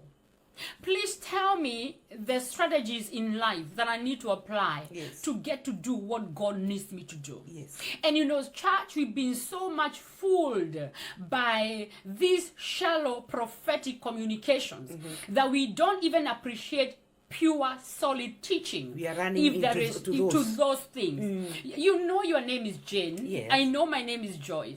So when you tell me you're Joyce, it's okay that I know. What I don't know is what I need to hear. Yes. What I cannot be able to channel in and hear for myself, that is what, please, prophet, I need you to tell me, because God has given you that ability to hear him. You see? So when it comes to the mountain of media, prophets, you very much in this, and you see in the last days, God is raising people who are going to hear him. So I'm not just saying prophets, those who are in the prophetic office. The end time church is a prophetic church. Yes. So we have lost the mountain of media because our channels have been darkened, our channels are blocked. They are blocked. Our mirrors, you see, the television that we see, if you see visions, when you see most of the time, not every time or everybody, but you see it in a screen. Yes. That is why it's called a vision. A vision. Yeah. So we are going back to the media terminologies. Yeah. So God is giving you a vision. You see it on a screen or however you see it. Yes. But now those are your mirrors. Yes. Now, when you're driving a car for a very long distance, if you don't clean it, what happens that you start seeing blood because your mirror is getting dirty. So what happens when we are talking about media, prophets, make sure that your mirrors are always clean so that you see clearly. Make sure that your ears are open to hear the channels of God, because let me tell you, the realm of the spirit is there is channels there. Yes. You can be so much in God, but if you don't tune correctly, if there be found something that causes you to hear wrong, you are going to hear wrong. Yes. That is why people have ended up in wrong marriages, in wrong destinies, because a prophet had wrong, or because you had the wrong dream. Yes. Because you saw a vision that never came from God. So this mountain of media is not only powerful because of what we are seeing on movies and hearing on radios, even as the church. Because you know what? If we get back this mountain, and somebody who is heathen, a drunkard, they know if I go to church and I'm going to hear the voice of a prophet, and things are going to change. Look at Saul. He's basically just looking for his father's donkey. Yes. And then he hears there is a prophet here. And they're like, let us go and see him. His destiny changed. Yes. Because God had given Samuel direction concerning Saul. Yes. So that is how powerful the mountain of media is. Yes. It pushes people into their destiny destinies. if God is talking. Yes. But if God is not talking, the mountain of media pushes people into wickedness. Yes. And witchcraft. And actually just hearing those wrong things, it is witchcraft. It is witchcraft. Because you're hearing something that now is making you, start thinking differently. Yeah. There were days when if you would put on something that is a little bit revealing, you would feel uncomfortable. Yes. I mean, even today, if you put on something, there is something you can put on and you feel uncomfortable. Yes. But you realize you can see the same person who was putting on something few years ago. Yes. They were uncomfortable. Today, They're they are very comfortable. they are very comfortable. With What something happened? even worse. Yeah. Yes. Why are they comfortable? There is- Dr. Would we think of because if we have drifted, because we understand, as you started from the book of Genesis, that God said, let us create man in our image and in our own likeness. Right.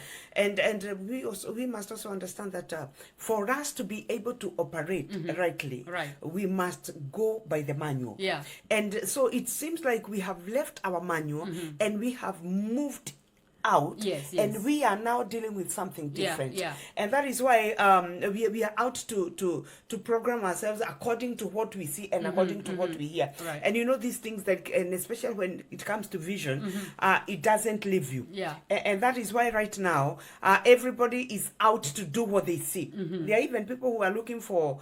They have been watching these opera soaps and all these kind of things. And of course, they are fake. They are actings and all this. And there is a woman there who is looking for that perfect man he saw in that thing, or that man who is looking for that woman. So, and that is why we are also having breakages in marriages, because you did not get what you saw. Right. But that is not according that's not to who reality. you are. Yeah. Because that is not what your manual says. But because you did not read your manual, you did not listen to what the manufacturer says. Yes. That is what we are feeling. And I was also looking at what Jesus said, that where he says that where your treasure is, your heart is. your heart is. Yeah. Where is our treasure? I mean, we are investing our minds and our spirits into the wrong things, and we are living out to where we should be. And so that is why now we are completely drifted, because we are not able to take or to keep our treasures where they ought to be, according to our maker. So I think it's a whole mixed up, kama ile mashakura, tumechanganyikiwa sana, because we have brought so much stuff that does not belong to our kingdom. And it is true, as you're saying, religion, the mother of all. We miss out there, we miss in every other aspect. Else. And we end up accommodating. I think that is what you're basically saying. We accommodate things we should not be accommodating. So you find that a parent in the home, they will find their child watching a horror movie. And because you don't want to interfere, because they have their rights. So you cannot say anything because you're watching a horror movie. Now, we all know when you watch a horror movie, your eyes are the window of the soul. And so what is going to happen is that child has basically invited demons.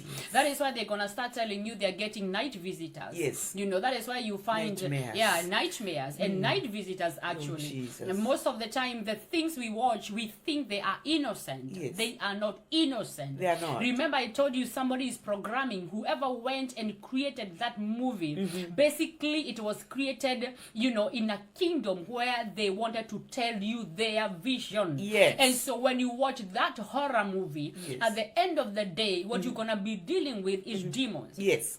That is why if you're going to watch like pornography, what you're gonna end up with, you're going to end up with the sexual promiscuity, because that is what you're putting into your system. Whatever you watch, you become. That is how serious media is. And that is why I gave an example. I said, if you watch a sermon, or if you watch a documentary or a motivation speaking thing, it boosts you. Have you ever watched something that is motivational or listen to it? You just just feel like you want to go and conquer the world. Yes. Because media has so much power over you that when you get it in, Yes. you just want to go and activate whatever. It is true. Yeah, you heart have. also. Yeah, you know, and you know, funny enough, I remember some years ago. I'm not a person who really do watch movies. You know, okay, Christian movies. I can do that with my family, obviously, because that is one of the ways we spend time. But there were days where I would watch any kind of movie. Yes. Not necessarily. You know, there's things we call they're not bad, and that is Yes. why I'm giving this example. But we are different, so just hear me well, because Yes. sometimes you watch it and you say it is entertainment, but depending with where God is taking you, Yes. the things that God may not allow you to watch. Now, so I was not watching anything you can call bad. I was Yes. just into entertainment, and I loved movies. You know, like those series you can watch and watch and watch. Yes. It got to a point whereby.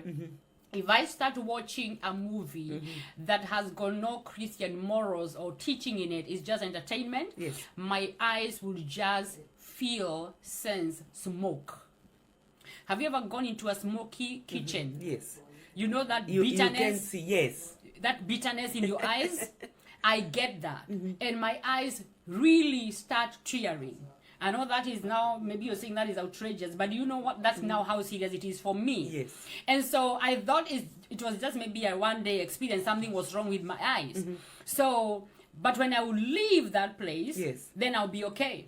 When I come back and sit on my movie, then my eyes, it's like the whole house is full in of smoke. smoke. Yes. I am not sneezing, but my eyes are just tearing and I cannot watch. Like and what so is this you're watching?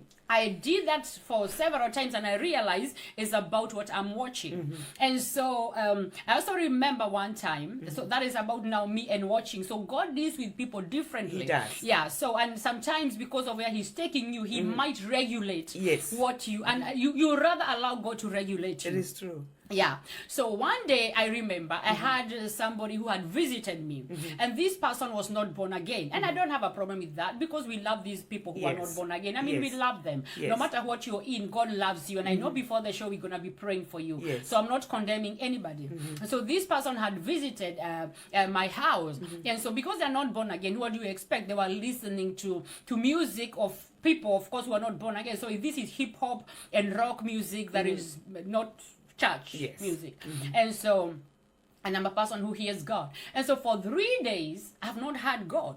And I'm like, this is abnormal. I should be hearing God. As in, there is no dream, there is no voice. Like I am spiritually, it's just locked down. Yes. And I went back to God and I asked God, why am I not hearing you? You know what God told me? Because you have brought a different kind of communication there. In your I house. don't share space. Oh, Now, Jesus. yeah, so when it comes to when you get deeper in God, there are things He's going to start teaching you because of where He's taking you. Yes. Because for me, basically, I do hear God. My body, that's why I said our bodies have channels. Yes. And that is why I explained when you're seeing television is television. Television has channels. Yes. Now, we are the people who tell visions of Visions. God. Yes. But then we do have channels. That is why some people hear. That's a channel. Yes. Some people see, that is a channel. Some people feel, Yes. that is a channel. Some people smell. There is Yes. time I can go to a place and if there is sin, I will Yes. just smell like poo. Yes. Because that's a channel of smelling. My body basically feels. I'm telling you, if I see, you have seen me operate in that. Yes. I can be around where people are sick, and I'll be able to tell there is somebody with a headache, there is somebody with this condition. Yes. Not only that, if I am near you and you have maybe lust or jealous or any form of emotion that You know. cannot be seen, I will know. I actually will feel it on my body because I feel. So these are channels. Yes. So when you're talking about media, please don't just see the television I'm talking about. When it comes to us children of God, it is so deep that if you really release yourself, you know, we are like boosters. We are like boosters. Yes. We just receive signals. That is why you can see a diviner who is going to tell you correct things because they are channeling from a different kingdom, but they are hearing the things that are correct. Yes. That is why most of the time, if you don't have discernment, Yes. you can never separate a diviner and a prophet prophet. because they do have channels. They are channeling. That's why it's even, I think, in the New Age or whatever they call it, channeling.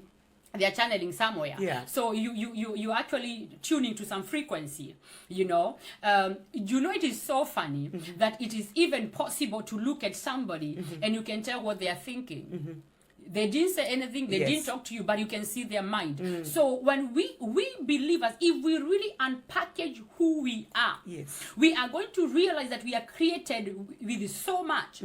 We are basically boosters. Do you know what, Pastor? If I'm praying for somebody, for example, you tell me pray for this thing, and I pray for you, I'm able to know that time if that prayer was in the will of God and God has answered or not. You know how I know? No, I don't have some discernment. No, there is a way the Spirit of God touches me on my body, my physical body, a specific place that makes me know, a specific leg. If he touches there, I know that prayer has been answered. Amen. I know that is crazy, it's weird, but we're talking about media and communication. Hallelujah. And so when I'm praying about something and he doesn't touch there, I'm like, Lord, then show me why, because I know this is in your will, Lord. Why am I not getting an answer? Then so I will now have the ability to navigate in the Spirit and know what is the problem, if there needs to be things that are going to be changed. So that is how much important communication is, because you can walk with God to a dimension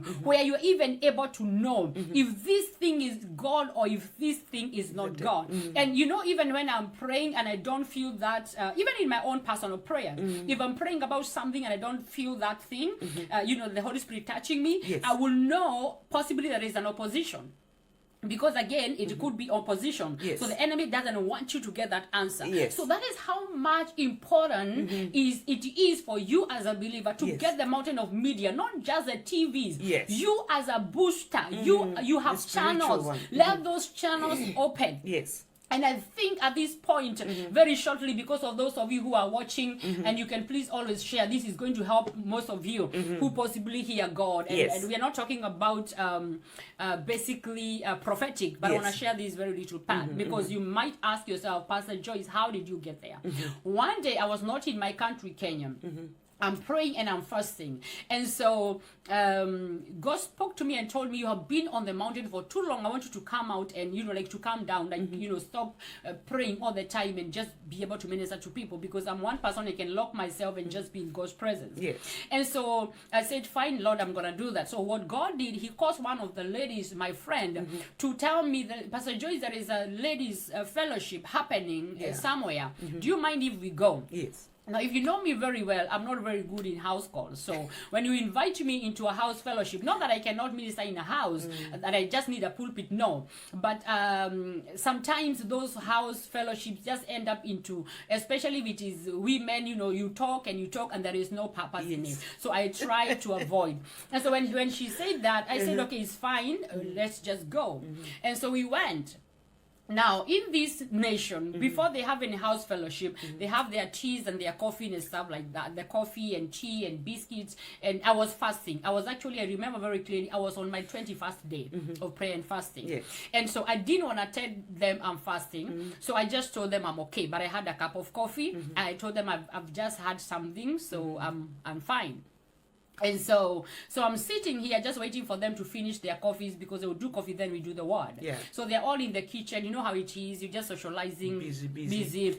So they're done. And so when I'm sitting here, all of a sudden, Pastor Jane, my head starts spinning. I'm having a crazy headache. Then all of a sudden, my head stops, and then it is my hand, my whole body went crazy. I'm having these pains one by one. And I'm like, did I come to the devil's house, or just what is happening? Because I'm really sick at this point. But I cannot tell, I can't feel like it's some sickness that has been thrown to me. I just don't know, but something is happening.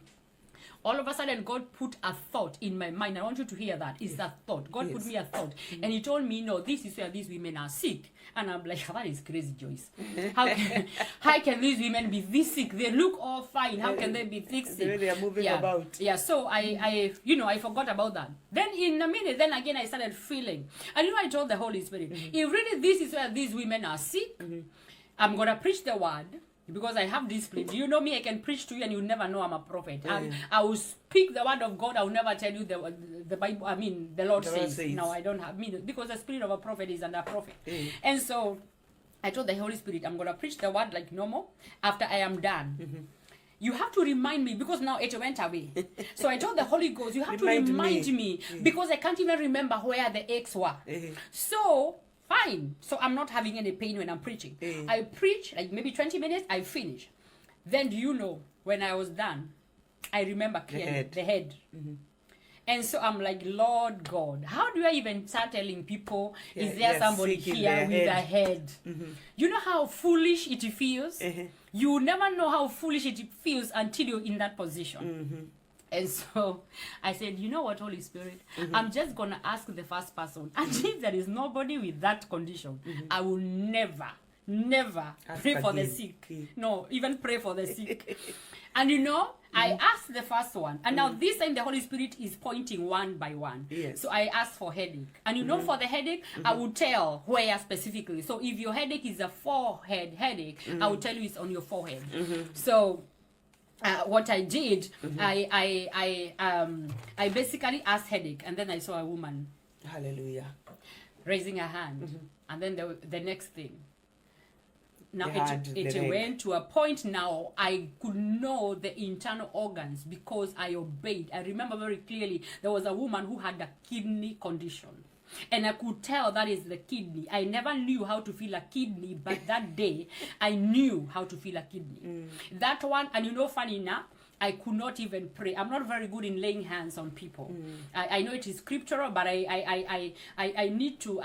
I try very much to just stretch my hands and let the Spirit of God, you know, move. So people are just falling on the floor. And this woman specifically with the kidney, she just had her instant healing. Amen. Why am I giving that story? It has everything to do with communication and media. Amen. Because the channels in my body were open. So God took my body. I tell people my body literally feels God. Literally gets communication. My body literally is able to know what needs to be done at that specific time. Amen. My body feels emotions.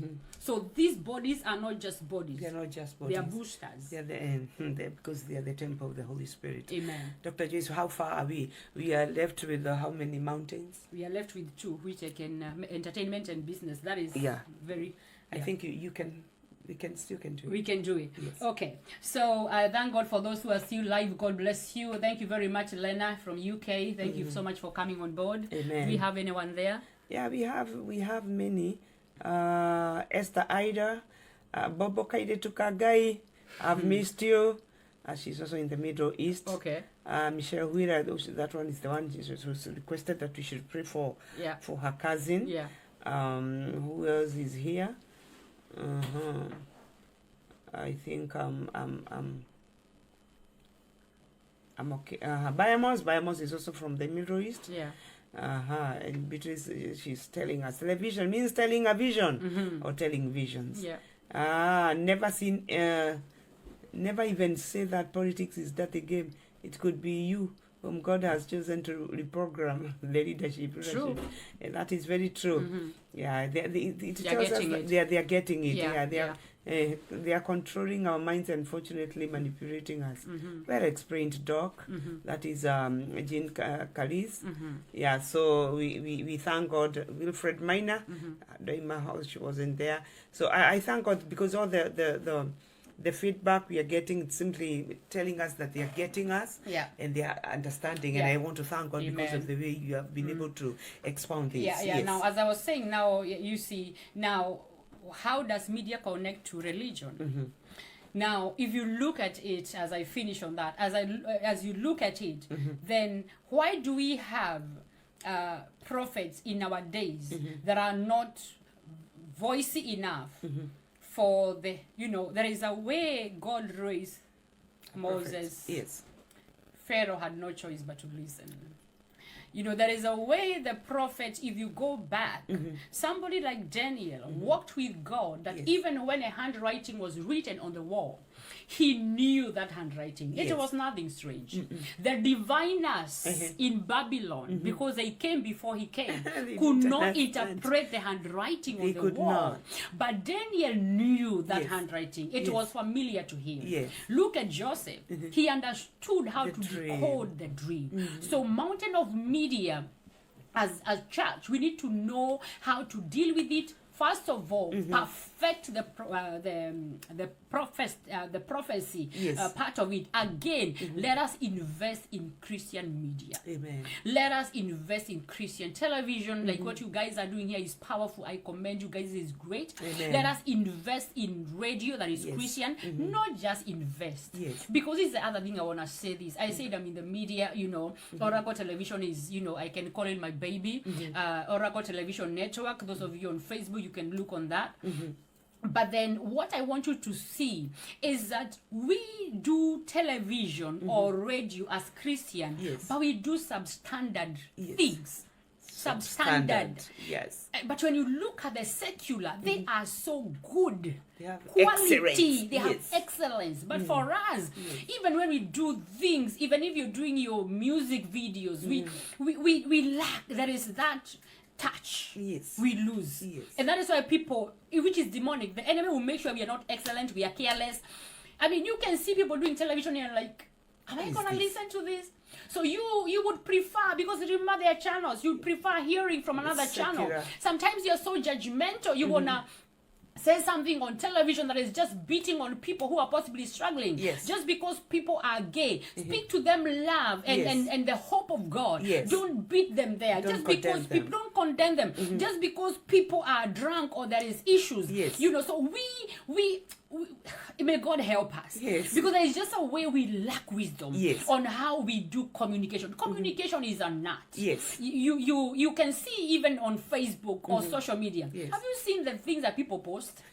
I know. And you're thinking, are you a born-again believer? Okay, I can see your title, by the way. Yes. I'm not avoiding the title that you have. But what's But all the this thing that you're craziness? saying, I'm Yes. wondering if you're a born-again believer. Because people can just say things carelessly. Yes. So, church, let us master the art of communication. Amen. Let us get the mind of Christ. Yes. Because when you have the mind of Christ, you are going to communicate Christ. Yes. The other thing that you have to understand with this mountain is that when it comes to taking territories, Yes. media goes to territories we can never go. Yes. So we are not just communicating here, you're communicating to, like, now I see people watching us from like the Middle East and all the nations of the world. Yes. Because of the media. Media. Yeah. So it Yes. is very, very important. Very, we may very not be important. able to go like Paul did. Yes. But right now you are in Bahrain, you are Yes. in Saudi, you are in UK, you are in Yes. the US, in Kenya, in Yes. South Africa, and you're watching us because of media. It is So it because is of very, media. very powerful. We Yes. need to get back to that place where we just take it. Now, when it comes to art and entertainment, basically it just connects with media. Yes.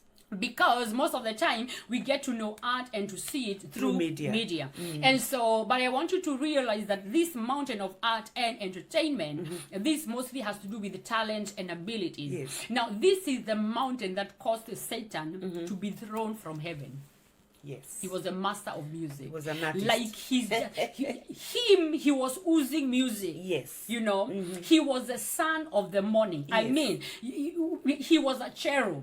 This was just some beautiful creature. Yes. He got to that place he felt I can also be worshipped. That is how much he was invested Yes. in not just power, Yes. but in beauty, in abilities. Yes. So mountain of entertainment and art, it's a mountain where you always see the enemy dominating. Yes. Because that was his space. Oh my God. That was Still his fighting space. it. He's still fighting. That was his space. And so we as a church, we need to again Yes. be excellent in these things. If you're doing music, it is good to do music, but do it excellently also. Yes. Because the world understands excellence. Yes. They do their music do. excellently. Yes. Have you ever looked at a video of a very evil song? Yes. But if you look at the work that has been put on that video, Yes. it's a lot of work. Very expensive. It may be dirty pictures. Yes. You're gonna see, but if you look at it, you can tell they have used their time, used their money. Yes. I mean, somebody was used to direct whatever was going on. So they use excellence. Yes. And that is how they're able to capture minds of people who have got brains. You're going to find, somebody with their whole PhD watching something very dirty because they can relate with the excellence. It is true. So when we are doing art, whether it is music, whether it is drama, whether it is, art, basically the talents and the gifting that you've been given, let us engage God in it. Yes, and fill them with the right material. Yes. Yeah, because you realize also in our art, in the so-called Christian art, it's so much filled of the world. Oh yeah. And we are wondering whether, because those who are in the world, they have their own. And us, instead of giving them that which belongs to our kingdom, we are getting what they have to bring into the kingdom. I think we're also missing it out. And I don't know whether, because if you look at the book of Psalms, the book of songs of David, you will realize they were great, they were great songs. There are things we can identify with, but the songs, my sister, today. You know why? Because I was going now to tell you, when we come to this mountain of art and entertainment, that's where you find creativity.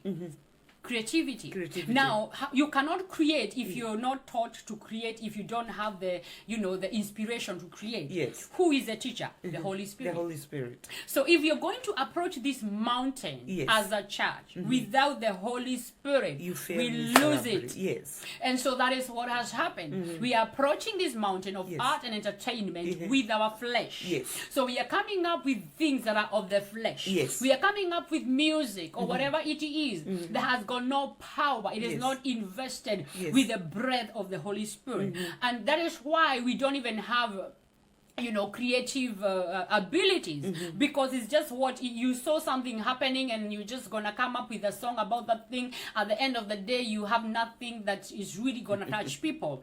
That is why we have praise and worship services that cannot save anybody. But I mean, there are times you can go into a service and just I don't know about your days, but in my days when I got born again, I could work in a born-again Christian, I'm not born again, but I could work in a born-again Christian service. And there was just when the worshippers are worshiping, there's just some presence that makes you uncomfortable. Very uncomfortable. But look at it nowadays. Somebody is gonna be on stage ministering music, but you're gonna be on Facebook, man. Hallelujah. And you're chatting. No touch. There is nothing touching No you. touch. Yeah, there's nothing. It doesn't speak to you. Yeah, it doesn't. We had it, Pastor Ida. Why do we keep on telling people, please lift their hands? Please, let us lift our hands and worship God. Imagine. I mean, you would find people on the floor. Yeah. You didn't have to be told by anybody. Yes. Yeah, it was all of us. Yeah. The presence of God was there. And but today, and those were the times even when somebody saw you from there coming, and if somebody was smoking, they would put a light cigar in the pocket. Wanachoma suruali zao. Because they reverence what you carry. Yes. Yeah. So when you look at it, even if we want to deny, we can have the loudest music, we can have the best instrument, but we have the Holy Spirit in this mountain. Yeah, because that's what's that is what is lacking. Yes. Because when you do have the Holy Spirit, I mean, look at the book of Psalms. Like you're talking about the book of Psalms and Songs of Solomon. Yeah. That was basically the utterance of the Holy Spirit. How was David able to foresee the coming of Christ in the book of Psalms? That is thousands of years to come. Yes. How was that possible? Because David was not just a psalmist. He was a prophet. There was the Spirit of God in it. And so this mountain without the Spirit of God, we're not going to take territories. Look at Hollywood. This is a mountain that has taken, Hollywood, art and entertainment. Yeah, Bollywood. Look at Nollywood. I mean, every country has their own wood. All right.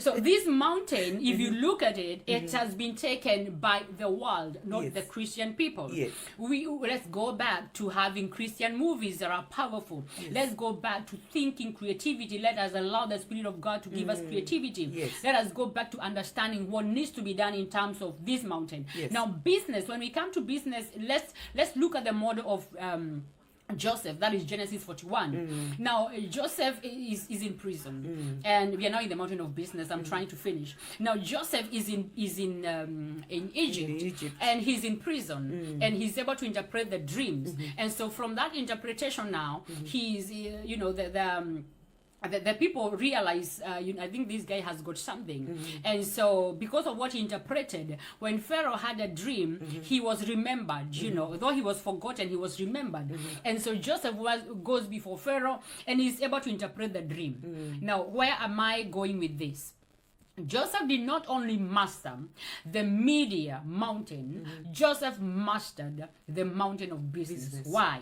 Because by his interpretation, he gave understanding. But by his strategy, Egypt did business in the days of famine. Amen.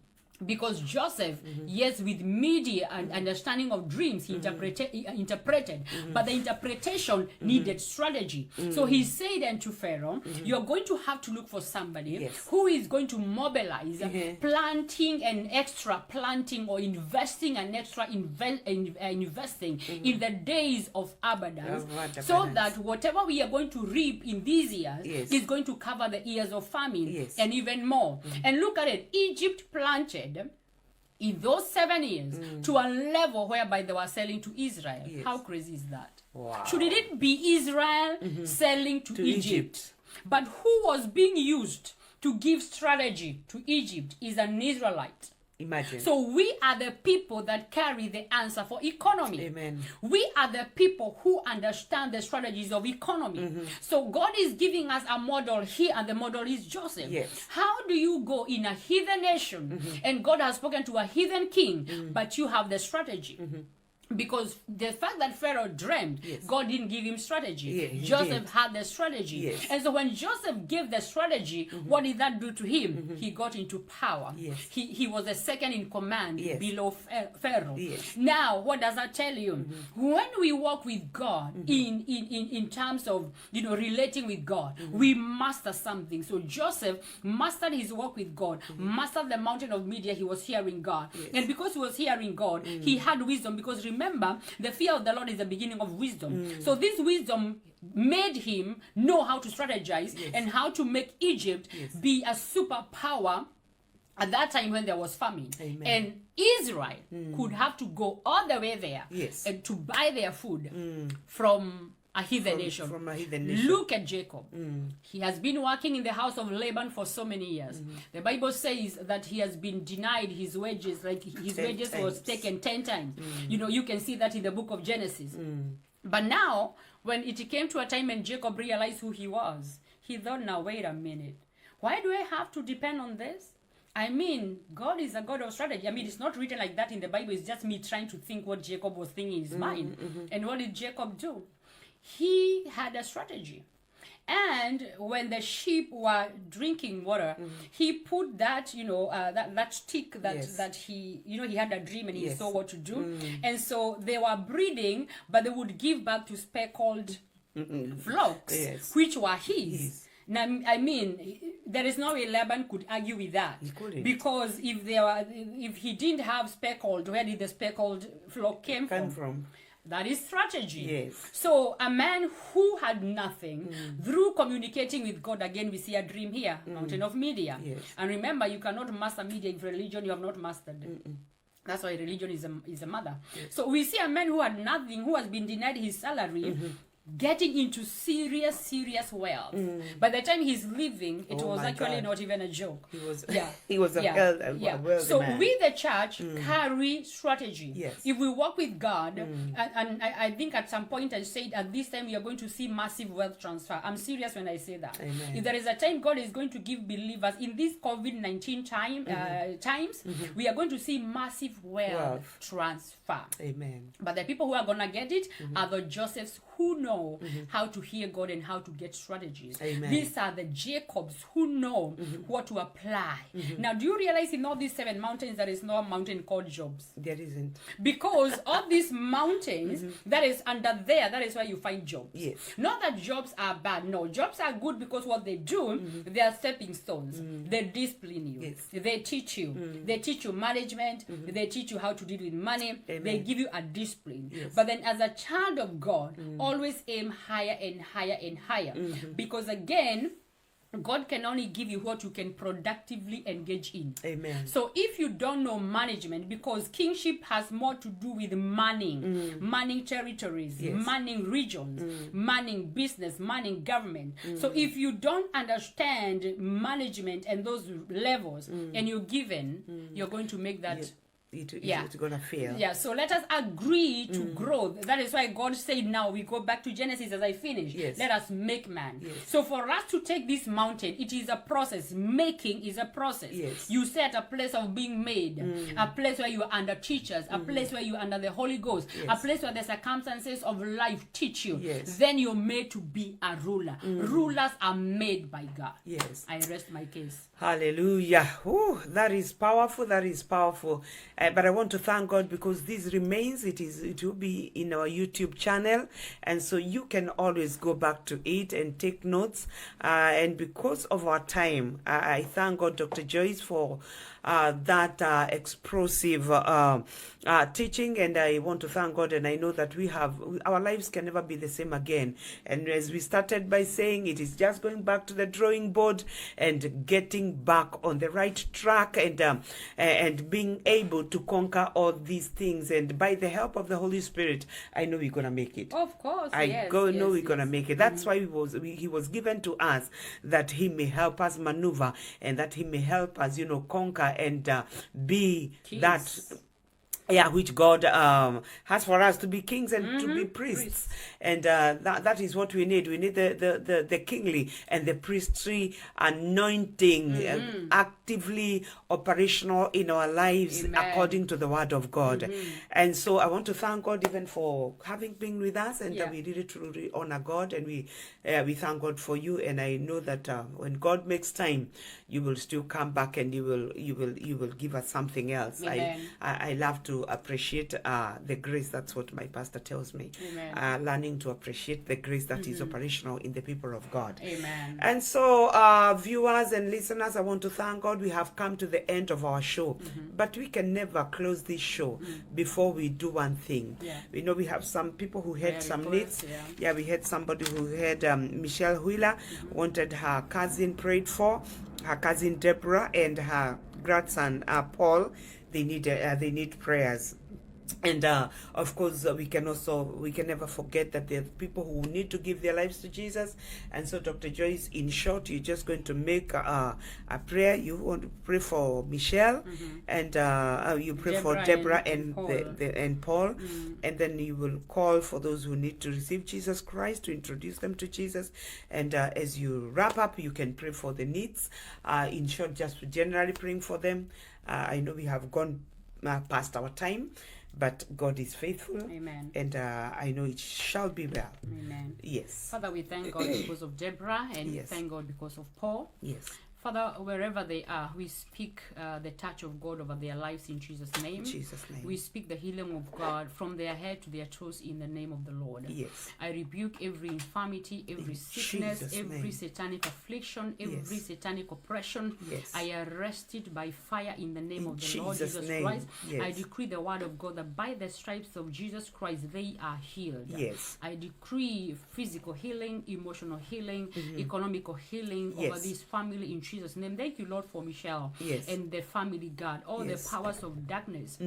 In Jesus' name, that are operating in that family. I speak the grace of God even to erect godly altars in the name of Jesus Christ. And I pray, Jehovah Father, this family will serve you entirely, that they may have testimonies of what you are able to do in the mighty name of Jesus Christ. Name. Now, Michelle, I may not know you, but I see there is open doors. In your foundation, I see idol worship.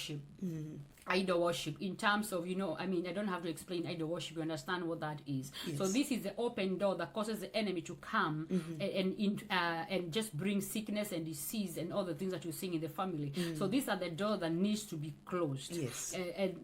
When you see idol worship, you just need to erect a godly altar, meaning serious prayers, serious sacrifices, like really making God in that home. So Lord God, I pray that the men and women of God are going to arise from this family, that are going to establish the altar of God. Mm. Let the Gideons in this family arise. Yes. People who are going to destroy the altars of In their families. Jesus' name. In Jesus' name. Yes. If you're not born again, I want to ask you to repeat this prayer after me. I want you to say, Lord Jesus, Yes. I come before you. I come before you. I realize I'm a sinner. I realize I'm a sinner. I ask you to forgive me my I ask you sins. to forgive me my sins. Write my name Write my name in the book of in life. the book of life. From today, From today, I believe I believe that you died for me. that you died for me. I want to live for I you. want to live for you. Holy Spirit, Holy Spirit, come into my life come into my life and be my guide. and be my guide. Satan, Satan, I reject you I reject and you your ways. and your ways. In Jesus' name. In Jesus' I name. believe and I confess I believe and I confess that I am born again. that I'm born From again today. from today. In Jesus' name. In Jesus' I name. speak a blessing upon you. Yes. May God guide you into a godly church. May God give you a pastor who is going to teach you the word of God. Yes. And I decree the blessings of God over every need. Yes. Lord, everybody that is watching that has a need, I decree solutions right now. Yes. People who need money, I Yes. see needs of money. I Yes. decree provision, In supernatural Jesus' name. provision. Yes. People who do not know what needs to be done at this time, Yes. I speak supernatural insight and intelligence that is only from the Holy Ghost. Yes. I pray the Lord, our people are not going to be confused at this time. In Jesus' I speak name. supernatural direction. Yes. I decree open doors when it looks like all doors are closing. Yes. I pray that businesses are going to be birthed at this time. Yes. I pray that the supernatural will set in into your life. Yes. I pray for family restoration right In now. Jesus' That when name. you're home with your families, that there shall be supernatural restoration. Yes. I pray that the hearts of the fathers and the sons is going to be put back together. Yes. I decree that you are going to walk under an open heaven. In Jesus' the name of the name. Father, the Son, and the Holy Spirit. Yes. Amen. Amen. Amen. Thank you so much. May the Lord God bless you. We pray that you may have a great week and that the hand of the Lord will rest upon you and he will do you good. And Dr. Joyce, you can give your number. If anybody would want to reach out to her, this is her number. All right. Now, what you can do, you can go to my Facebook page, Pastor Yes. J.W.Charles, or Joyce W.Charles in brackets, Doctor. Yes. And then from there, you can be able to communicate. Because you're on Facebook, Yes. we are talking to you on Facebook, and Yes. go to my Facebook page, Pastor J.W.Charles, Yes. or another profile is Joyce W.Charles. My number is there. You can find it. Amen. And God bless you. Amen. God bless you so much. As you always communicate, you can do it, those who do it on Messenger, and God will bless you, because all at the end of the day is just to have you, be